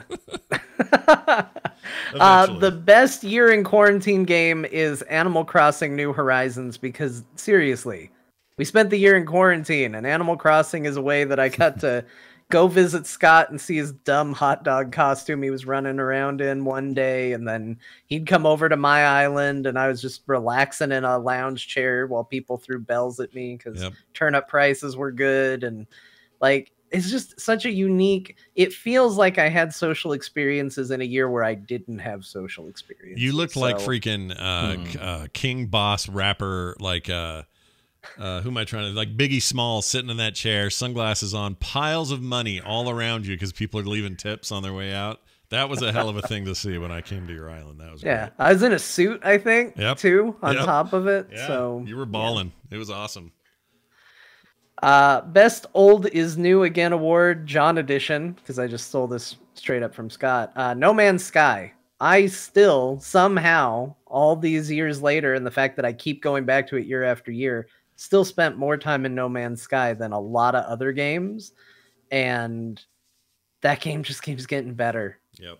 And it has no business getting better. Like, they've certainly made up for their initial launch at this point, and now it's just passion project, and every time I get better into for it, free good. too. Mm-hmm. Yeah. Good point. Yeah. Yeah. And I was like, well, maybe I'll have to buy it again for console, because I was like, it'd be nice to have it for the Series X. Nope. I just got it. I just have it. Plus, it's on Game Pass, and boom, you're done. So just got it. Yep. Just keep on playing No Man's Sky. And there's so many times it's just like, hey, we did a new update, and I'm running around on a planet, and then all of a sudden this gigantic metropolis looking building is on the horizon. I've never seen anything like it. And what is that? Yeah. Like, I've never seen anything like this before. Or I go to a planet that looks like Sin City, where everything's in black and white except the color red. Yeah. And like, that's the feature of the planet now. And I'm just like, what the heck did they do to this game? Yeah. This is incredible. It's like, really I cool. love this so much. I cannot say enough about those console upgrades either. If you're a PlayStation 5 or an Xbox Series S or X owner, you just got the coolest console version of that game. It looks every bit as good as my PC install of that thing. It looks fantastic. And if you're sitting there to yourself saying, well, all my saves are on the PC, the fun of that game is starting anytime you want. Starting over is fun in that game. Like, it's not like you, I mean, I guess you lose stuff, but you don't really. It's the process of getting there. So yeah, 100%. That game just keeps on giving, and it has no right to, but yet here it is, still doing it. It's awesome. So that brings us to the top three. The third one was actually probably my most surprising. So my third best game of the year, Final Fantasy VII Remake, a game I didn't even want when it was coming out. The amount of times Bo was like so excited about that game, and I was like, I'm not gonna play that game. Yeah, it's and probably annoying. Even on paper, it's still a game that I look at and I go, I shouldn't like this. I have no nostalgic connection to Final Fantasy VII. Yeah. I don't like what modern like JRPGs have become. I miss the days of turn-based combat and picking my move from a menu and going slow. I know that that's old school. I know that turns me into an old man yelling at the cloud when I'm like, it's not like how I remember. But that's what I like. And this game is none of those things. This game is like, hey, don't you love Final Fantasy VII? No. Hey, don't you like modern RPGs? No. Like, and somehow, hey, don't you love anime stuff?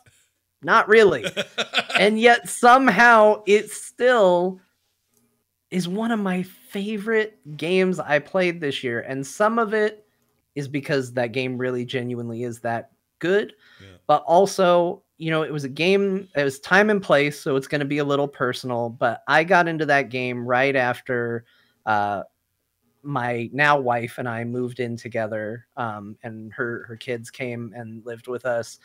And that was, you know, obviously we all got along before that, but that was the first thing where we sat down and played together, where all of a sudden the kids are like, you know, we've got kids running around and they've got strong opinions on Tifa and Aerith and Cloud. And like, yeah, it was just such a nice like game for us to all come together and bond over, that then even after I was done playing and they had watched me beat it, they would ask to play on the PlayStation 4 and they were trying to play through it. And just seeing them playing together and working together at it, because one of them is, you know, a really competent reader, one is still struggling in that regard, so they're helping each other, but one's better at playing video games than the other is, and like, so they're working together and passing the controller and reading to each other. Like, seeing what that turned into definitely pushed it up. But even without all that very sentimental stuff, it's still a beautiful game. It's extremely cool, and the twist that they've done on the story and what that game might actually be and become is so cool. It's one of the neatest ideas I think I've ever had about a game. The idea of it being a remake, not in the sense of how you take it, but a remake as in these events are happening again and therefore are malleable and changeable, is such a crazy concept for that game, and who knows where it goes. I couldn't be more excited for it. Awesome. Use an excuse not to have certain characters or things from the original. I'm going to be pissed. Hopefully, I mean, you're right, Bo. You're 100% right. If it's just their justification for, well, we don't have to do this because different universe. It can't be a scapegoat, but if it's a storytelling device, I think it's really good. Yeah. The one thing you guys talked about this year that I was the most excited to hear about but wasn't playing myself was this. And at some point I will play it. PC version's still coming. I don't know when the follow-up. We don't know anything about the date on the next bit, right? Or do we? No. I think they just talked about it, and I think they said they're just starting. So we've got to wait. We're not going to see it for a while, although I'm sure they have some tools, they're going to use. They're not going to start from scratch, but they're going to. Yeah. Well, it's funny because this is the year where I got closer to where I want to consume that game in really natural, weird ways. Like I played Nier Automata this year. Didn't finish it, but played a ton of it and really enjoyed it. I really liked that game. That was cool. And there was a lot to say about that. I also really liked, what was the other one I played a bit of that I was surprised? Oh, the Dragon Quest 11 thing that's out with is it S or whatever it is? The one that lets you switch back to the old 2D looking graphics if you want to. Oh, yeah. That version of it. That's more even traditional JRPG because it is turn-based battles and all that stuff. But I got closer to liking that world. That world meaning the world of anime ass-looking JRPG games that in the past just never interested me. I got way closer to that this year than any year in the past. So I actually think I'm really looking forward to it. I want to play that game. I hope with the PC version of it, I don't like this timed release thing, and I guess it's a Sony. Sony's got, money in the game for getting this exclusively for the next little bit, but I'm actually excited about it because you guys liked it so much. So I guess you've sold me on it. Well done. Because I had no affinity for any of this stuff. And bring your tissues with you. Really? And your sense of exploration and wonder, gender exploration and wonder. Now, are those tissues for when I cry, or are those tissues for like some pervy guy when he plays with his meatballs? No, it's for when you realize you are a beautiful girl too. In addition to being an awesome, wonderful, handsome man. Okay, then. All right, then. I can't believe I said all that. I like that this is the part you've decided to single out as the moment. It's really good. There's lots that's great about the story. I guess I'll talk about it when I do my top stuff. But okay. The story, melodramatic story wise, it's like I think without peer this year. Whoa, that's big. I'm trying to think what you would compare it to. I guess we can talk about it when we get to because I do want to hear you expound. Yeah. All right, John, where are you at with number 2?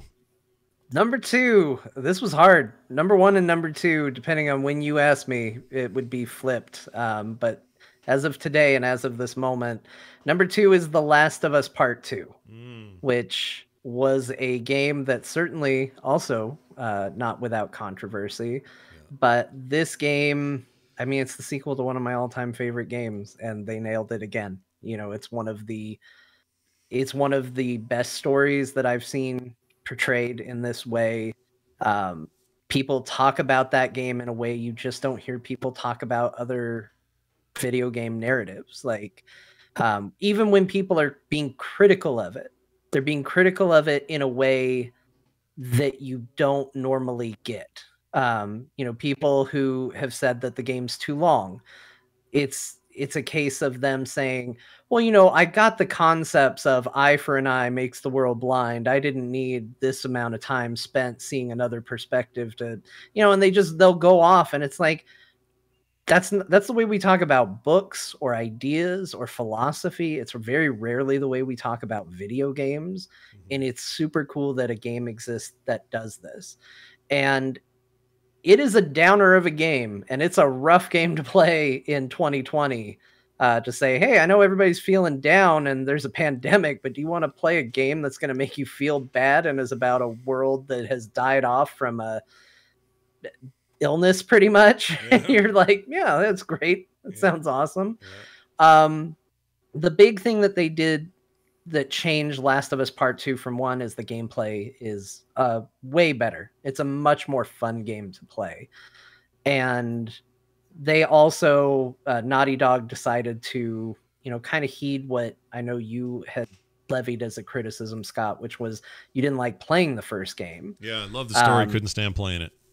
Yeah. And they have given you options to just make the game as easy as you want it to be, as tailored as you want it to be. Not necessarily easy, but if you're like, yeah, but the game definitely encourages stealth and I don't like stealth. There's literally an option in there that says, if I'm crouched, I'm hidden from enemies. Like, unless they look directly at me or I stand up. Yeah. Just, you don't have to now mess with any of the other dynamics in the game. It's crazy that they did like that level of tooling on it. You know what I mean? Like letting you tune that experience to your desires is not something I expected from like a follow-up to a big story game that didn't even have a multiplayer mode in it. Like their goals here were not to tune, I don't know, like giving people that kind of control in a single player game made me hopeful that we get more games that do that, because that's rad. It's very cool. Because I mean, they clearly they asked themselves, what are we here to do? Are we here to really challenge people, or are we here to tell a story? And the answer is kind of both, because they also patched in, a permadeath, extremely difficult survival mode where they remove all the advantages that you have over the world. And if you die, your save's gone, you're done. So they definitely speak to the people that want a challenge, but they're also going to say, hey, if you just showed up for the story, we want you to have the best experience you can. Yeah. And rather than us decide how that comes across, you decide. You tailor it the way you want to. Yeah. And I think that's really cool. It made for the game. I mean, I didn't mess with those features, but I'm extremely happy that it's a game that put that in there for other people to get into. That said, it's very much a sequel. If you have not played The Last of Us Part 1, I would argue you are not going to get out of it what they've designed for you to get out of it. Sure. It's a fun enough game to play, but that game is a part 2 of a story, and it is a game for a story. Right. So that's just get to be there. You just get to be there pulling some switches and doing some stuff, but really this is a conveyance of this story. And when you think about it that way, it makes sense they would give you all those controls, because they're basically saying to you, look, we really want you to see this and want you to see it out and see it through and participate in it, and we don't want to get in your way. So decide what obstacles to have in the way, and then just come play our story with us. I think there's something really cool about that approach. I really like that. And there's something too with, most video games, especially narrative focused ones, you ask people, which ending did you get? Did you get the dark side ending? Did you get the light side ending? What'd you get? Last of Us isn't here for that. Last of Us will let you go about getting to those story beats how you want, but you are watching a story unfold, and you might not agree with it. In fact, I would say in Last of Us Part 2, more often than not, you disagree with it. There are times where Last of Us 2 said, go do this. And I sat there and was like, I don't want to. Mm-hmm. And it was like, tough shit. Go do it. This is the story. This is what those characters did. It doesn't matter that you, John Jagger, don't like what they're going to do. They're going to do it, and your job is to get them to that moment. And that's a really cool, unique take for a game, because so often we're used to being given choice and being given more agency over a character, but to be told, no, you don't have a say in this. Mm-hmm. You can hate it. You're going to do it, though. Yeah. Because your other option is you just turn it off and you're done. But if you want to see it through, you're going to do it. Yeah. And what if I did really this? Let me ask you this. Now, I'm tempted and have been for a while to go watch. There's this YouTube video called The Last of Us, the Marathon Movie. And basically, it's for people who didn't play the game or want to relive it. They can go and watch basically the entire stitched together Last of Us 1 and 2, all the cutscenes and important story moments, even if they're in gameplay, all of this stuff stitched together in one long narrative. Do you think that for someone where I just don't feel compelled to get into the game at this point, but I want to see that story, I'm just curious where you stand on that. This would be a fun little subtopic for us. Like, how do you feel about that sort of thing? I think it's good. I think it's neat that those exist, and I think the fact that those exist and there haven't been takedown notices ordered for these sorts of things. I think probably Naughty Dog sees value in their existence as well. Sure. You know, like they're kind of seeing it as, yeah, that's not a bad tool to have. I do think there is something to how hard things are in that game. And I know that's the part you don't like, is that they don't give you enough resources and the game's it fights against you at times. It's punishing. Sometimes some of those story beats, when you know how hard you had to work to earn them, are more rewarding. But I think that's a small thing to lose in favor of getting the story. And then, like I said, with Last of Us Part 2, you could change it to be the way you want to play it, and then you'd be ready for it. I think it's worth watching. It's a very good story, and it's very well done. Yeah. And their production values, you know, Naughty Dog is second to none when it comes to that. I mean, Last of Us Part 2 is one of the best looking games I played this year. In fact, I would just say it's the best looking game I played this year. Yeah. And it's a last gen game. It wasn't running on an upscaled anything. It's a PS4 game. Yeah. And it looks better than anything else I played. And it didn't have a ton of bugs. In fact, I think maybe there were a couple times where something weird happened, but generally speaking, it ran perfectly and flawlessly from beginning to end. And that's the thing that, you know, we talked a lot around the time Cyberpunk came out about this notion of what you expect from a developer. And Naughty Dog is one of those companies where if they put it out and it was buggy and messed up and all of that, that would be a surprise. That's a company you kind of expect that quality from, and they definitely deliver it. Yeah, I trust that those guys are going to put out a polished, finished game when they put out a game. What they do next is really interesting to me, because we have no idea at this point, right? We don't have an announced project from those guys. No, by all accounts, they said they were done with Uncharted at 3, and then they did 4, and they said, okay, we're really done this time. Yeah. And Last of Us, they could do another one, but who knows, you know? Who knows what that even looks like? So I don't know. Maybe it's a new IP for them. Maybe they go in a completely different direction. Side note, people that say, hey, how come Cyberpunk looks so bad on a PlayStation 4, but these games and like Ghost of Tsushima can look so amazing, and that Last of Us 2 can look so amazing on this last-gen piece of hardware? And the answer is simple. Multi-platform development, it's just a problem unless you've got teams focused per platform and are really focused on, all right, well, this is the slower machine, this is the slower whatever, this is the different environment. We're going to dedicate a bunch of resources to making sure that it maxes out what it can do there, and also work on this PC version, which will look amazing. Like, that's hard.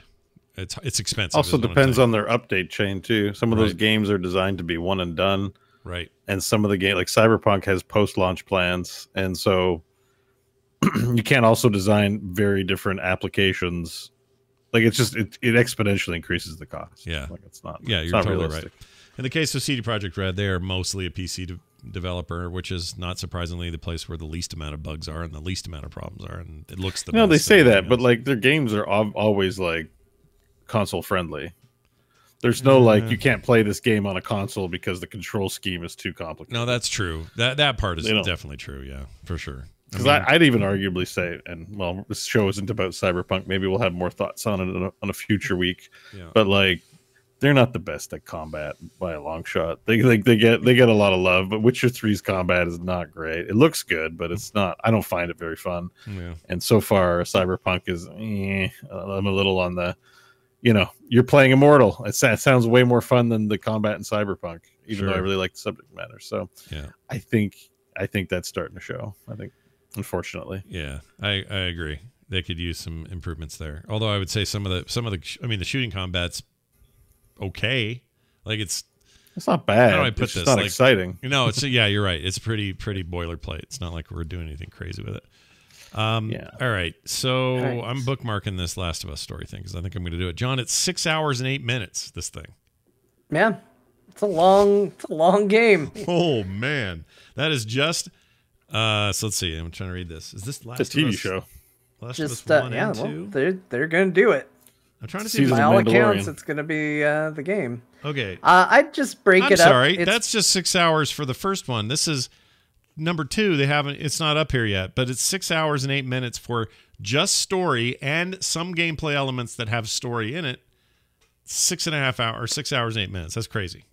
You could probably skip the one that has gameplay, although you might like it. I mean, just see how you feel. Watch a little bit of it. Okay. Last of Us 1 is broken into 4 sections. It has a section for every season. Yeah. So I believe it starts in summer and then. Yeah, I got to the end of fall is where I fell off. Funny enough, I fell off. Oh wow! So you made it pretty far. I did. I just hated the in between. I hated the minute to minute. Man, what a rough! I know how fall ends. What a rough spot to end that game. Yeah.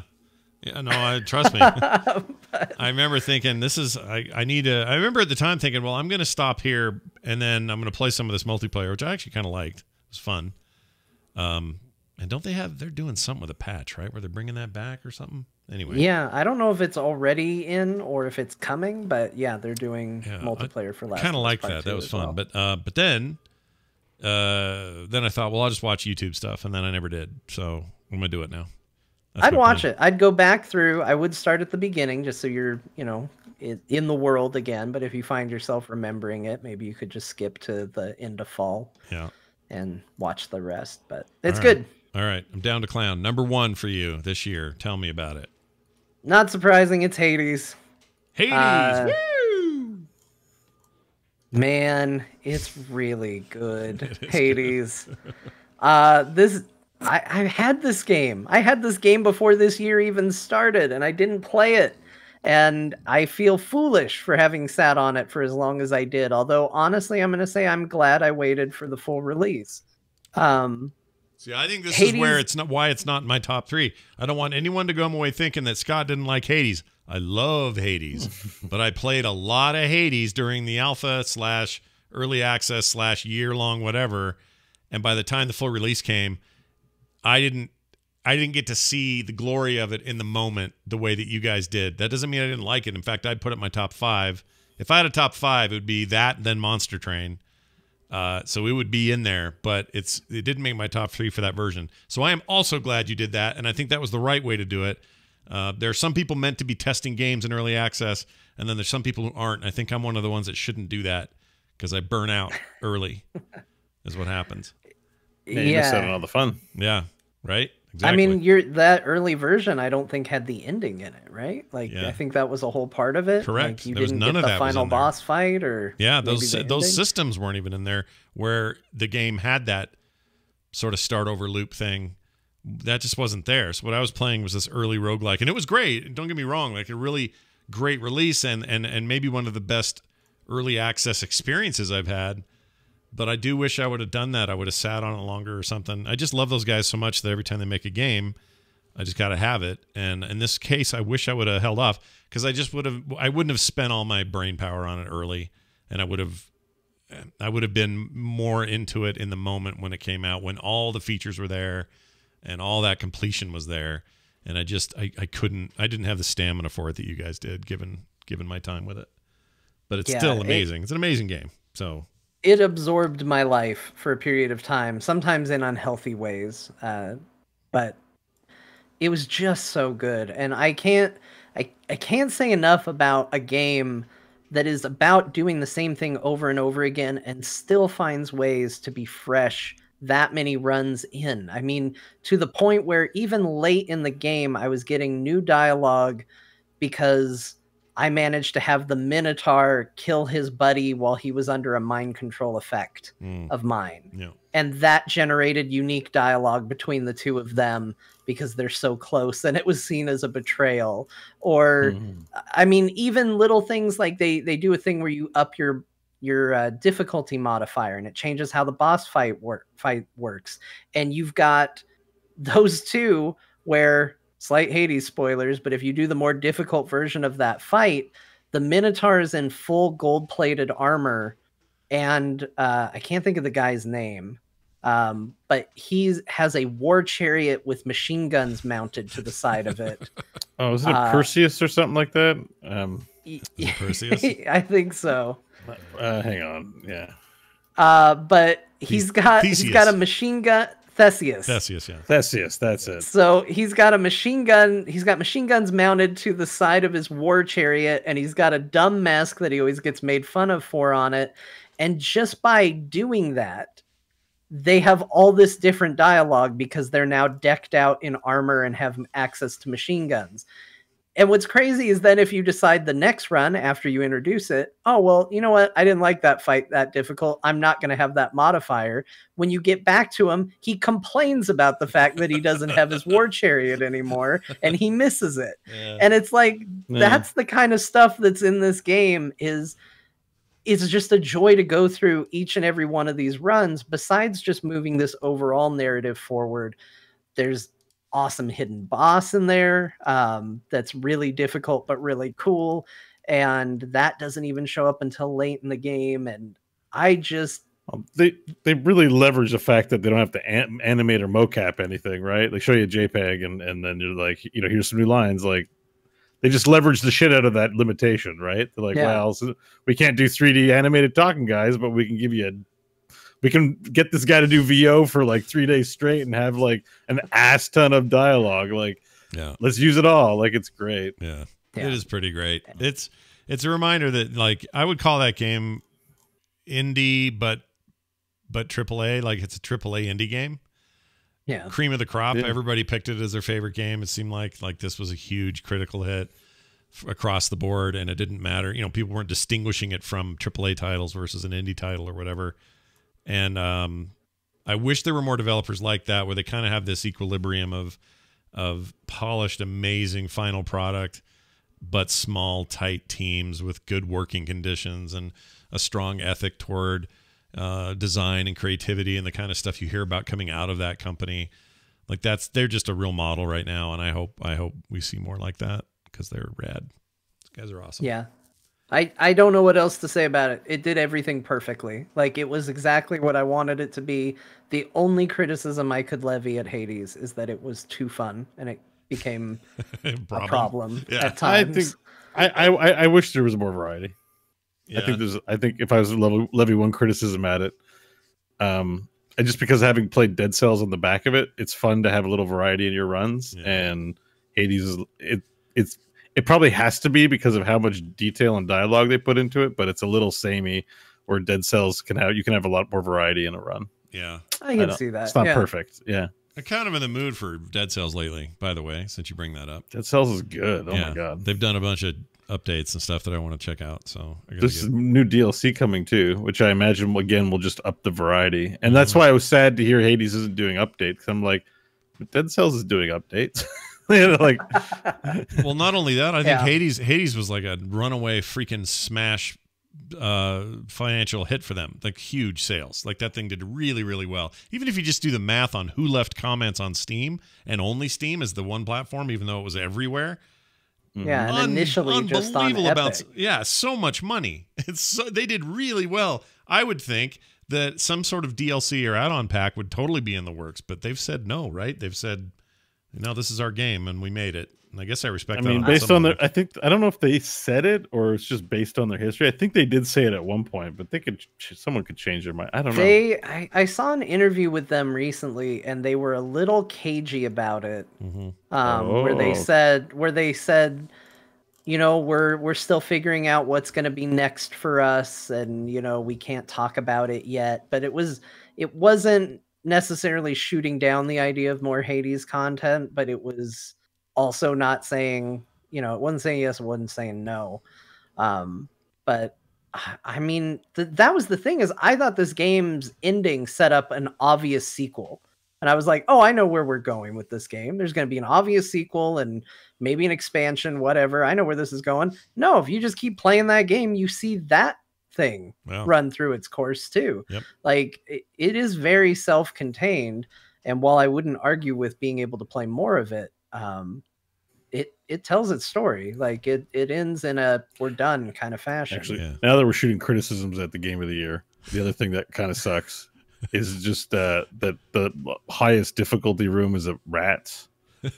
Like you're fighting all these denizens of hell, and then you get to the surface, and it's like it's rats in little rooms. Like there's an epic like boss fight and an epic like, you know, welcome to the last level, but the actual level part like kind of sucks in comparison to the rest of the game. Honestly, like they should just patch that for free and put better shit on floor 4, if you ask me. You think they were joking around like because they know that rats are like the first thing you do in an RPG? You go in the sewers and kill 3 rats or whatever. Yeah, I think so. I think there's like a turn on its head kind of thing. Like I get it, and it's fine, but they could do better.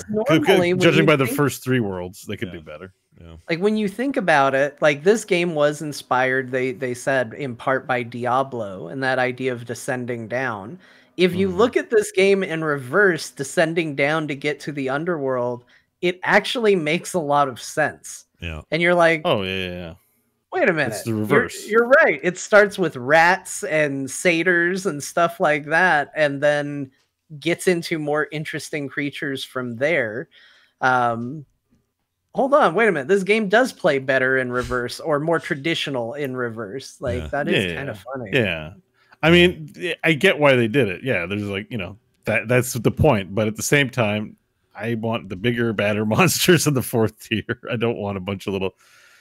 They could have just done a floor, and you could have stepped on some rats and given you an epic floor 4, but there's something different, basically. All right, that's true. I think that's fair. Also, I think being poisoned is the worst feeling effect in video games in general. Yeah. Like whenever you get poisoned and your health is just ticking away.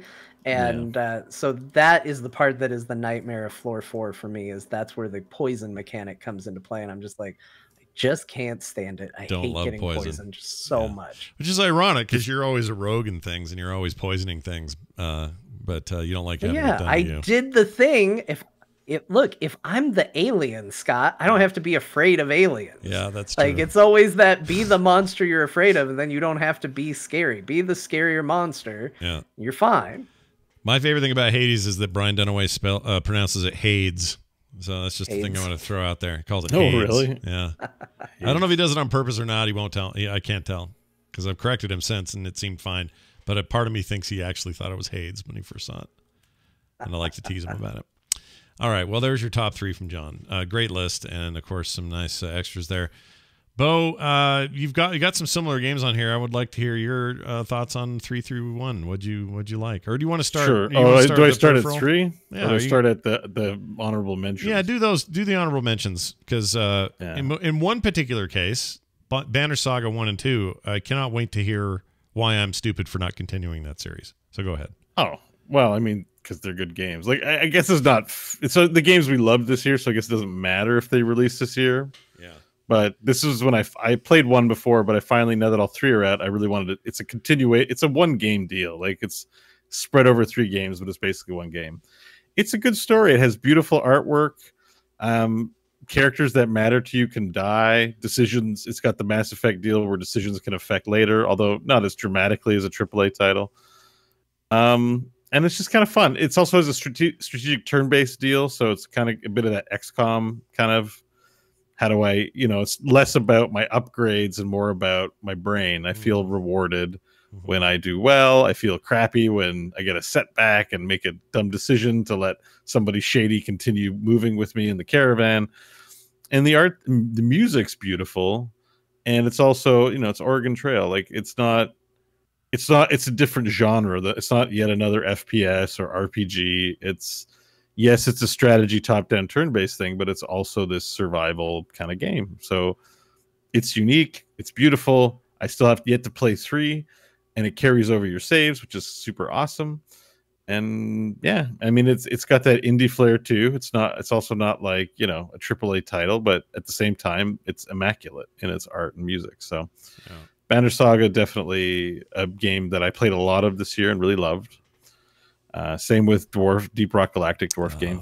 Got to play more, don't we? Just amazing. We got to get in there. It's still we just stopped for no reason. That game is kind of all you need, really. And they've added so much to it. Like there's new mission types and new biomes and all sorts of I don't know. stuff. We didn't quit because we were sick of it. I think we quit. We just got busy. The stuff was going on, and we got like John got married and had to move, and Kyle and Kristen moved. Kyle was in that part of time with us. Bo just got busy with stuff with work and everything, and it just got busy. But every time I think about it, I'm like, oh yeah, well, why are we not playing that? Should be playing that more. Oh yeah, there's no reason. I know I started playing Divinity sort of on the tail end of it, which is now finished as well. So, I guess I played a lot of Divinity this year, but I feel like it's an older game and didn't count. I've played it before. Did you carry my shitty dwarf guy or elf Pubis von Chowderpuck? Did Pubis make it all the way through? Okay, he made it all the way to the end. All right. But the winner was because there's a big spoilers, guys. It's an old game now, but your NPCs all fight. If you play multiplayer, they all fight each other.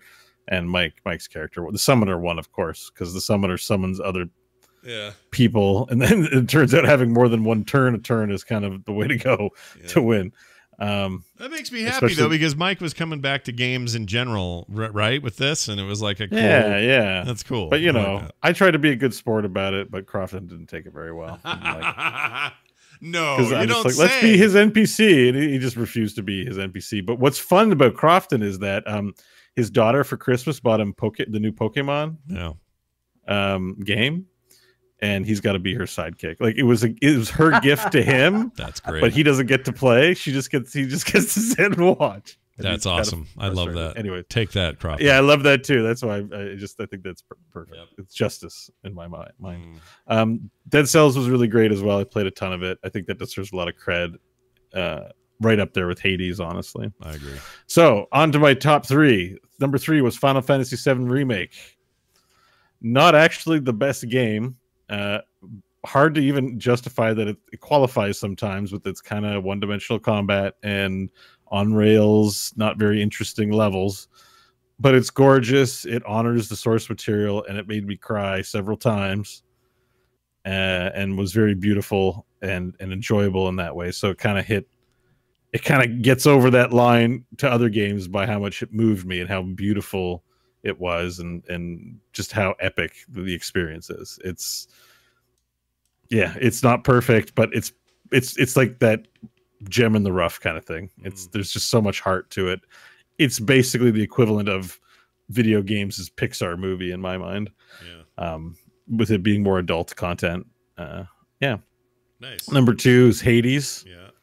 For obvious reasons we all kind of talked about. It's super good.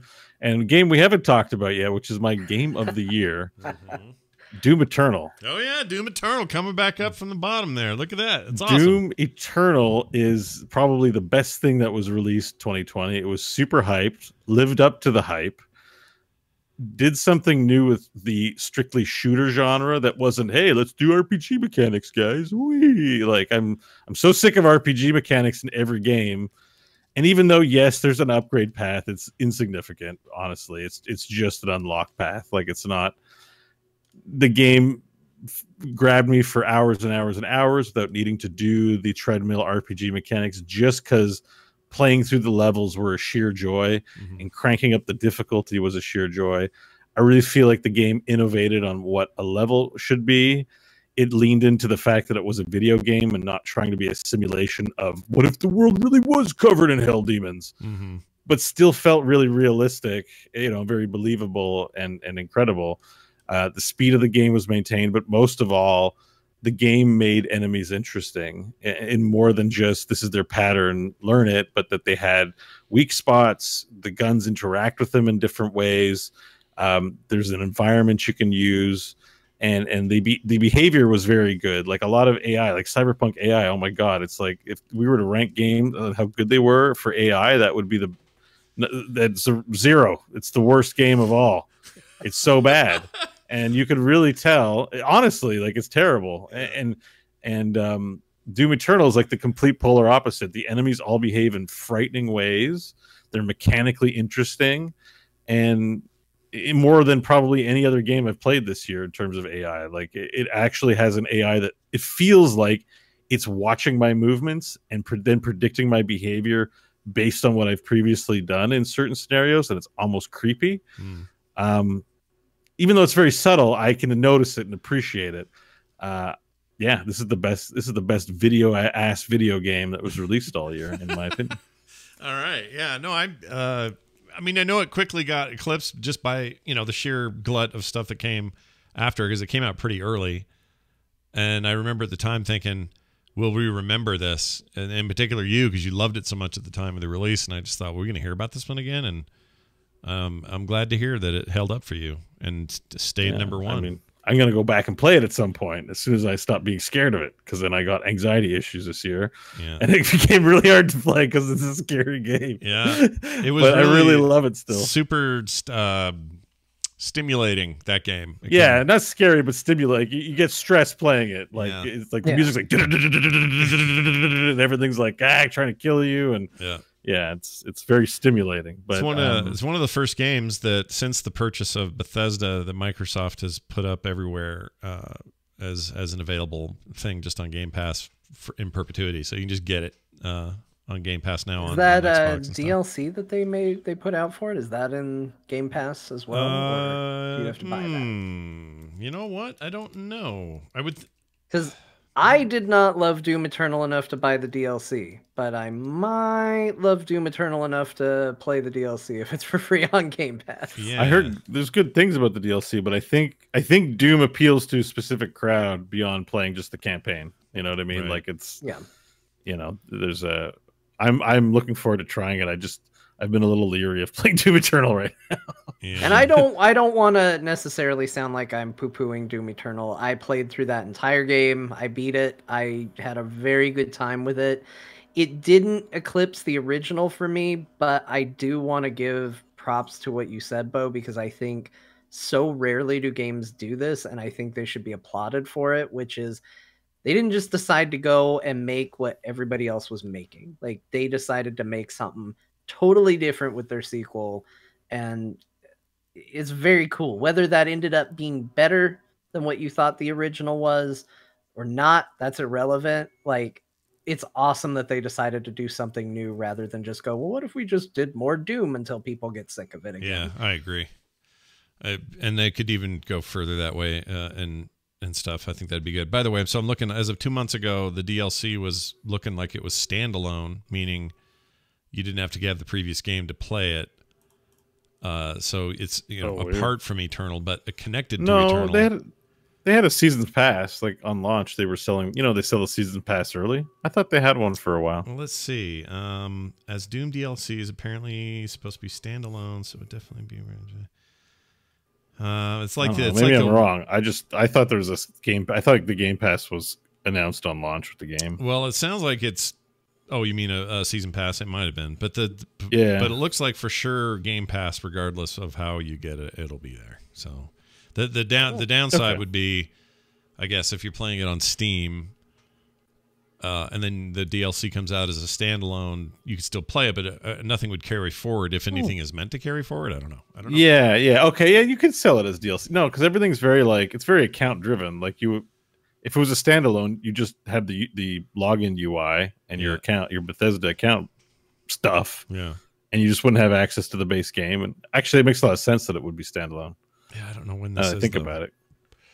I don't know when this is It seemed like they were planning, because the Master Levels thing hasn't really panned out yet. It seemed like they were trying to make it like, we're going to have the campaign and then we're going to have these Master Levels. Mm-hmm. Like, we're going to make this more of a shooter puzzly competitive viewing experience, or you know what I mean, brag who's the fastest kind of thing. I just don't think that's really materialized, and unsurprising, it has never really been big on following through with great success on these things in recent times. Sure.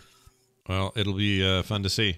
So there you go, Doom Eternal sitting atop proudly of the pile of games Bo played in 2020, sitting there waving its flag going, "Rrr. Hell Demon." Rrr. All right. Well, those are our top games of the year. I bet that matched a lot of people's various lists, and I'll bet Hades is all over people's lists if I had to guess. Weirdly, all this talk about Hades makes me want to get back into Dead Cells, and I don't know why. So, Hades, Dead Cells is super good. But I have one question for you guys. What game did we miss? Like, what game was like really lauded by a lot of people, overwhelmingly, let's say, that is just not on here? Like, is there? Oh, that's a great question.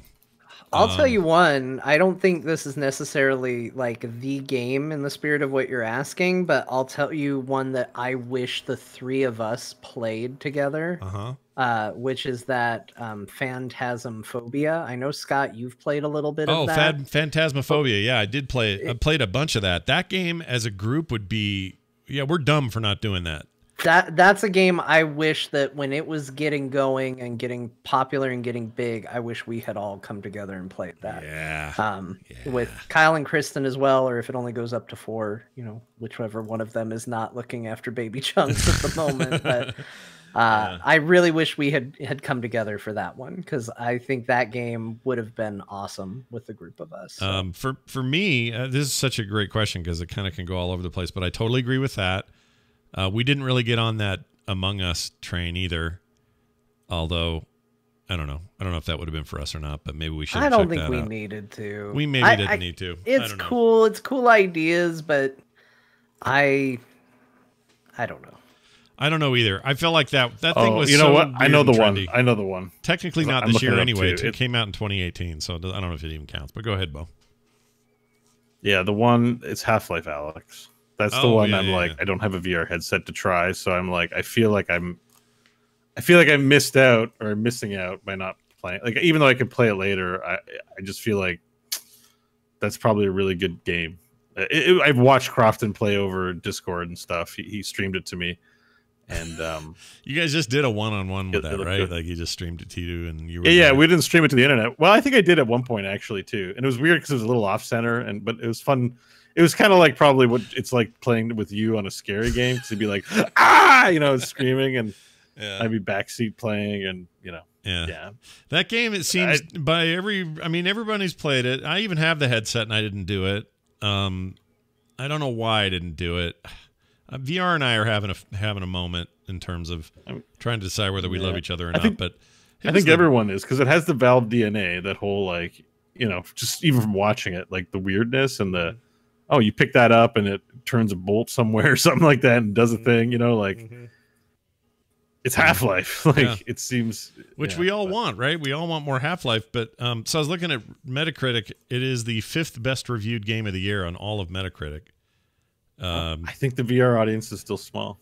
Yeah, that's what it is. I mean, I didn't play it for exactly that reason. It's so small that the biggest memed game, Half-Life 3 win, is barely talked about. Sorry, I interrupted you, John. No, I completely agree. I don't have some soapbox to stand on and go, I don't want to play Half-Life Alyx because blah, blah, blah, blah, blah. I don't have the VR. And I'm not going to get the VR for Half-Life Alyx.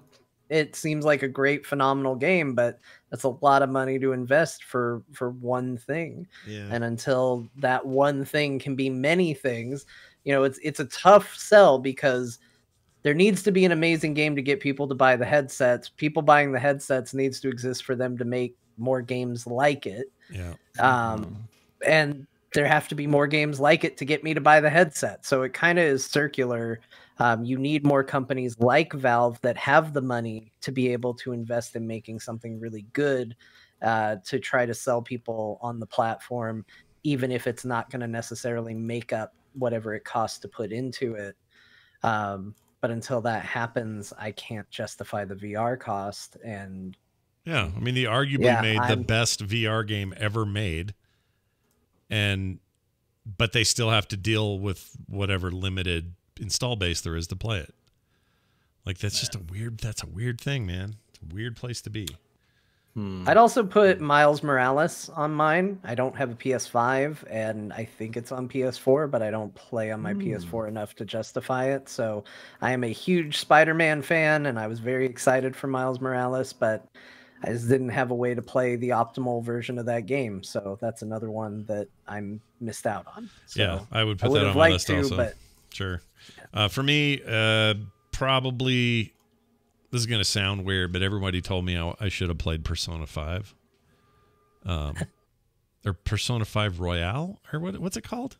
Is that right? Hold on. Yeah, Persona 5 Royale. I don't know. Yeah. I don't know if that's like, I don't know if that means anything other than it's like the version for the PlayStation 4. But everybody and their dog were like, dude, you're not going to, I know you think you hate these games, but Persona 5 is going to change your mind. And I remember being tempted. I don't know if that would do that. I agree, John. I totally agree. But that's what people said. And so I thought about it a lot. I thought about it. Okay. I mean, Did you ever play any of the Persona games? 4. Scott? I played 4. A bunch of 4. I shouldn't say I played 4. I like turn-based. I like turn-based combat. I hated the school stuff. I hated that stuff. So I probably wouldn't like. Why would I like 5? Right? Yeah, it doesn't sound like Game of the Year material to me. School. Yeah, you're probably not You immediately wrong. disqualified yourself by including school content in your game. The other one I thought I would get on day one and would be all for because I loved the first one so much, and it did review really well, and people love it, is Spelunky 2, and I didn't grab it. I think I was feeling a little rogueliked out, and I was like, yeah, that'll keep. I'll just hold off on that. But Spelunky 2, by all accounts, is the sequel you wanted to Spelunky 1. And then, man, I probably should have played that Ori and the what's the sequel? Ori and the Wisps of the Will-o-Wisps, whatever it is. What is it called? Hold on. I think you got it. Will of the Wisps. Will of the Wisps, which is different than Ori and the Forest of Monkeys or whatever the first one was called. But I always get their names mixed up, and it screws me up. But anyway, I think I meant to play that more, and kind of wish I would have. I touched it and then went, I'll get to that later, and then I didn't. Oh, the other thing I was going to give an honorable mention to was Gears Tactics. I really liked that game. Oh yeah, like a lot. Well, and Gears 5 too. Honestly, Yeah, they didn't. 5's great. Like 5 came out this year too. 5 and Tactics are both solid entries. Yep. And Tactics didn't are play Gears Tactics. 5 this year, man. Gears 5 was so early this year; it feels like an eternity ago. Yeah. But I really liked Gears 5 as well. Yeah. That game was great. Yep, is Didn't great. I'll finish tell it, you what, and it's you're a looking shame that I for didn't. if you're looking for a showcase title on the Series X, the Gears 5 is drop dead, mind-blowingly gorgeous, smooth, beautiful on there. And it's XS enhanced, so it's not like we're just looking at an old game here. It looks amazing on that hardware. So everybody's talking about, Halo better nail it when Halo Infinite comes. That better be the showcase. The showcase is on there. It's just nobody's thinking about it. Freaking Gears 5 looks insane on that console. But Gears Tactics, I think, just was a reignition of my love of a good turn-based tactics game, and I like that they stripped out some of the complicated home-based stuff for that particular entry, so I could just sort of focus on the combat, focus on the story. That being said, I picked up Phoenix Point Definitive Edition or Year One Edition or whatever it's called.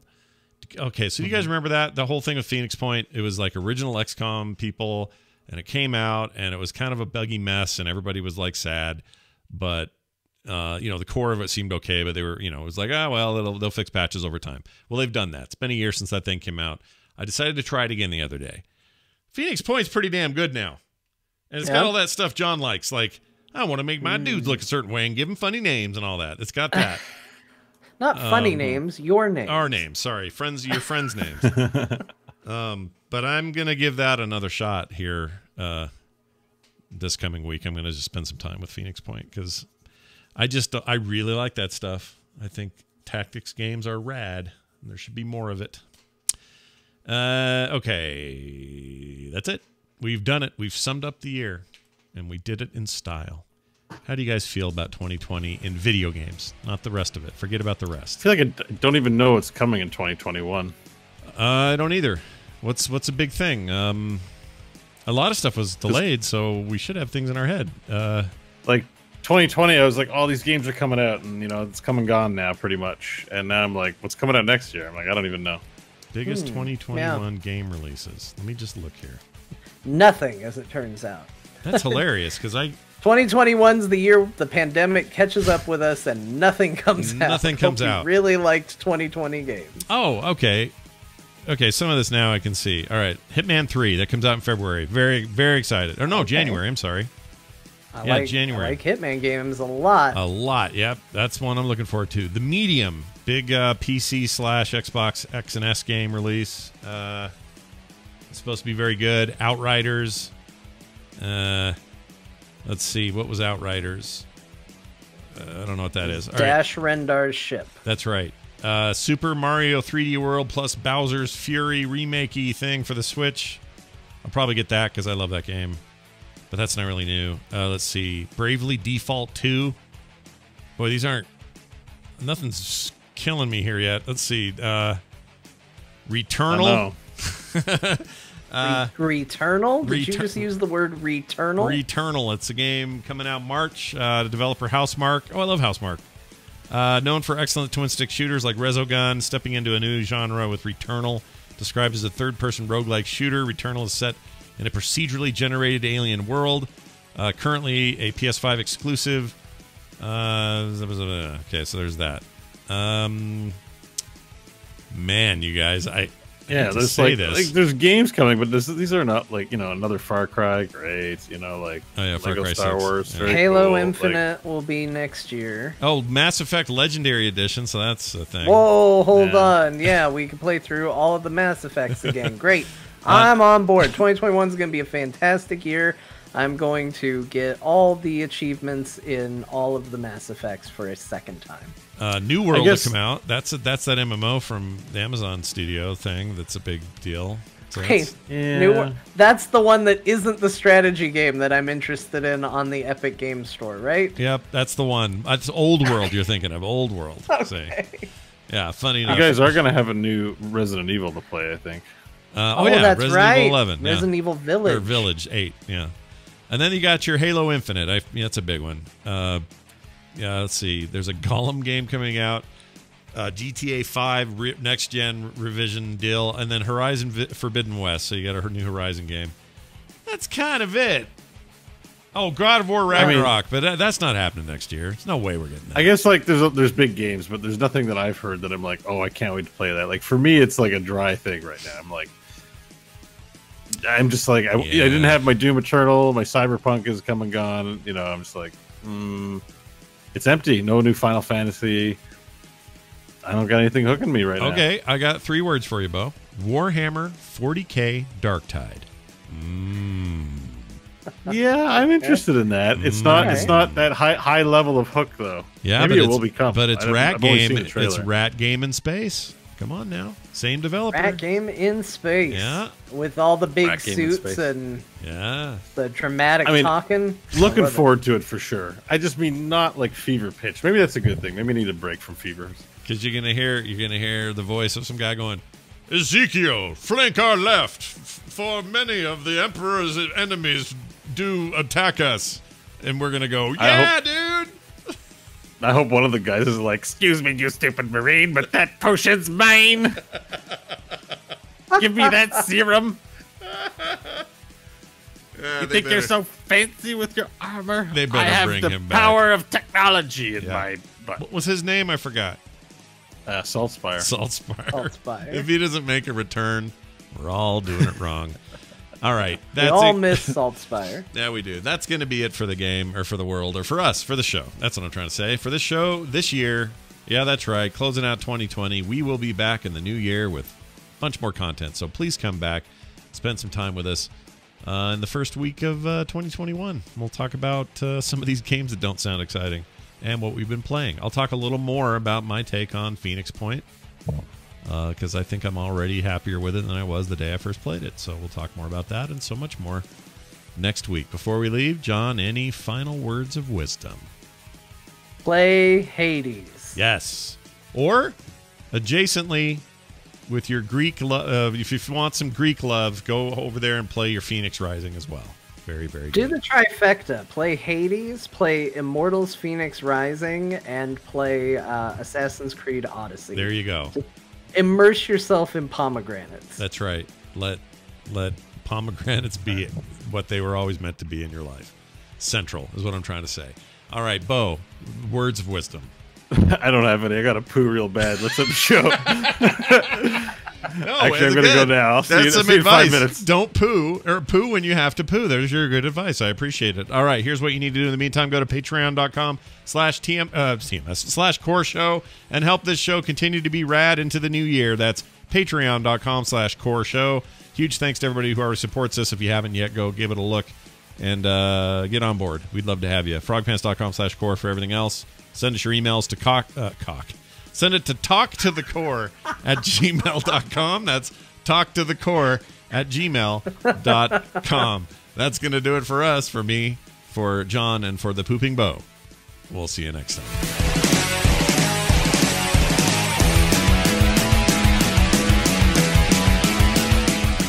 This show is part of the Frog Pants Network. Frog Pants Network. Get more shows like this at frogpants.com. I don't know why I said cock. I mean, why not? What a way to end the year, really. Yeah, it feels right. That's how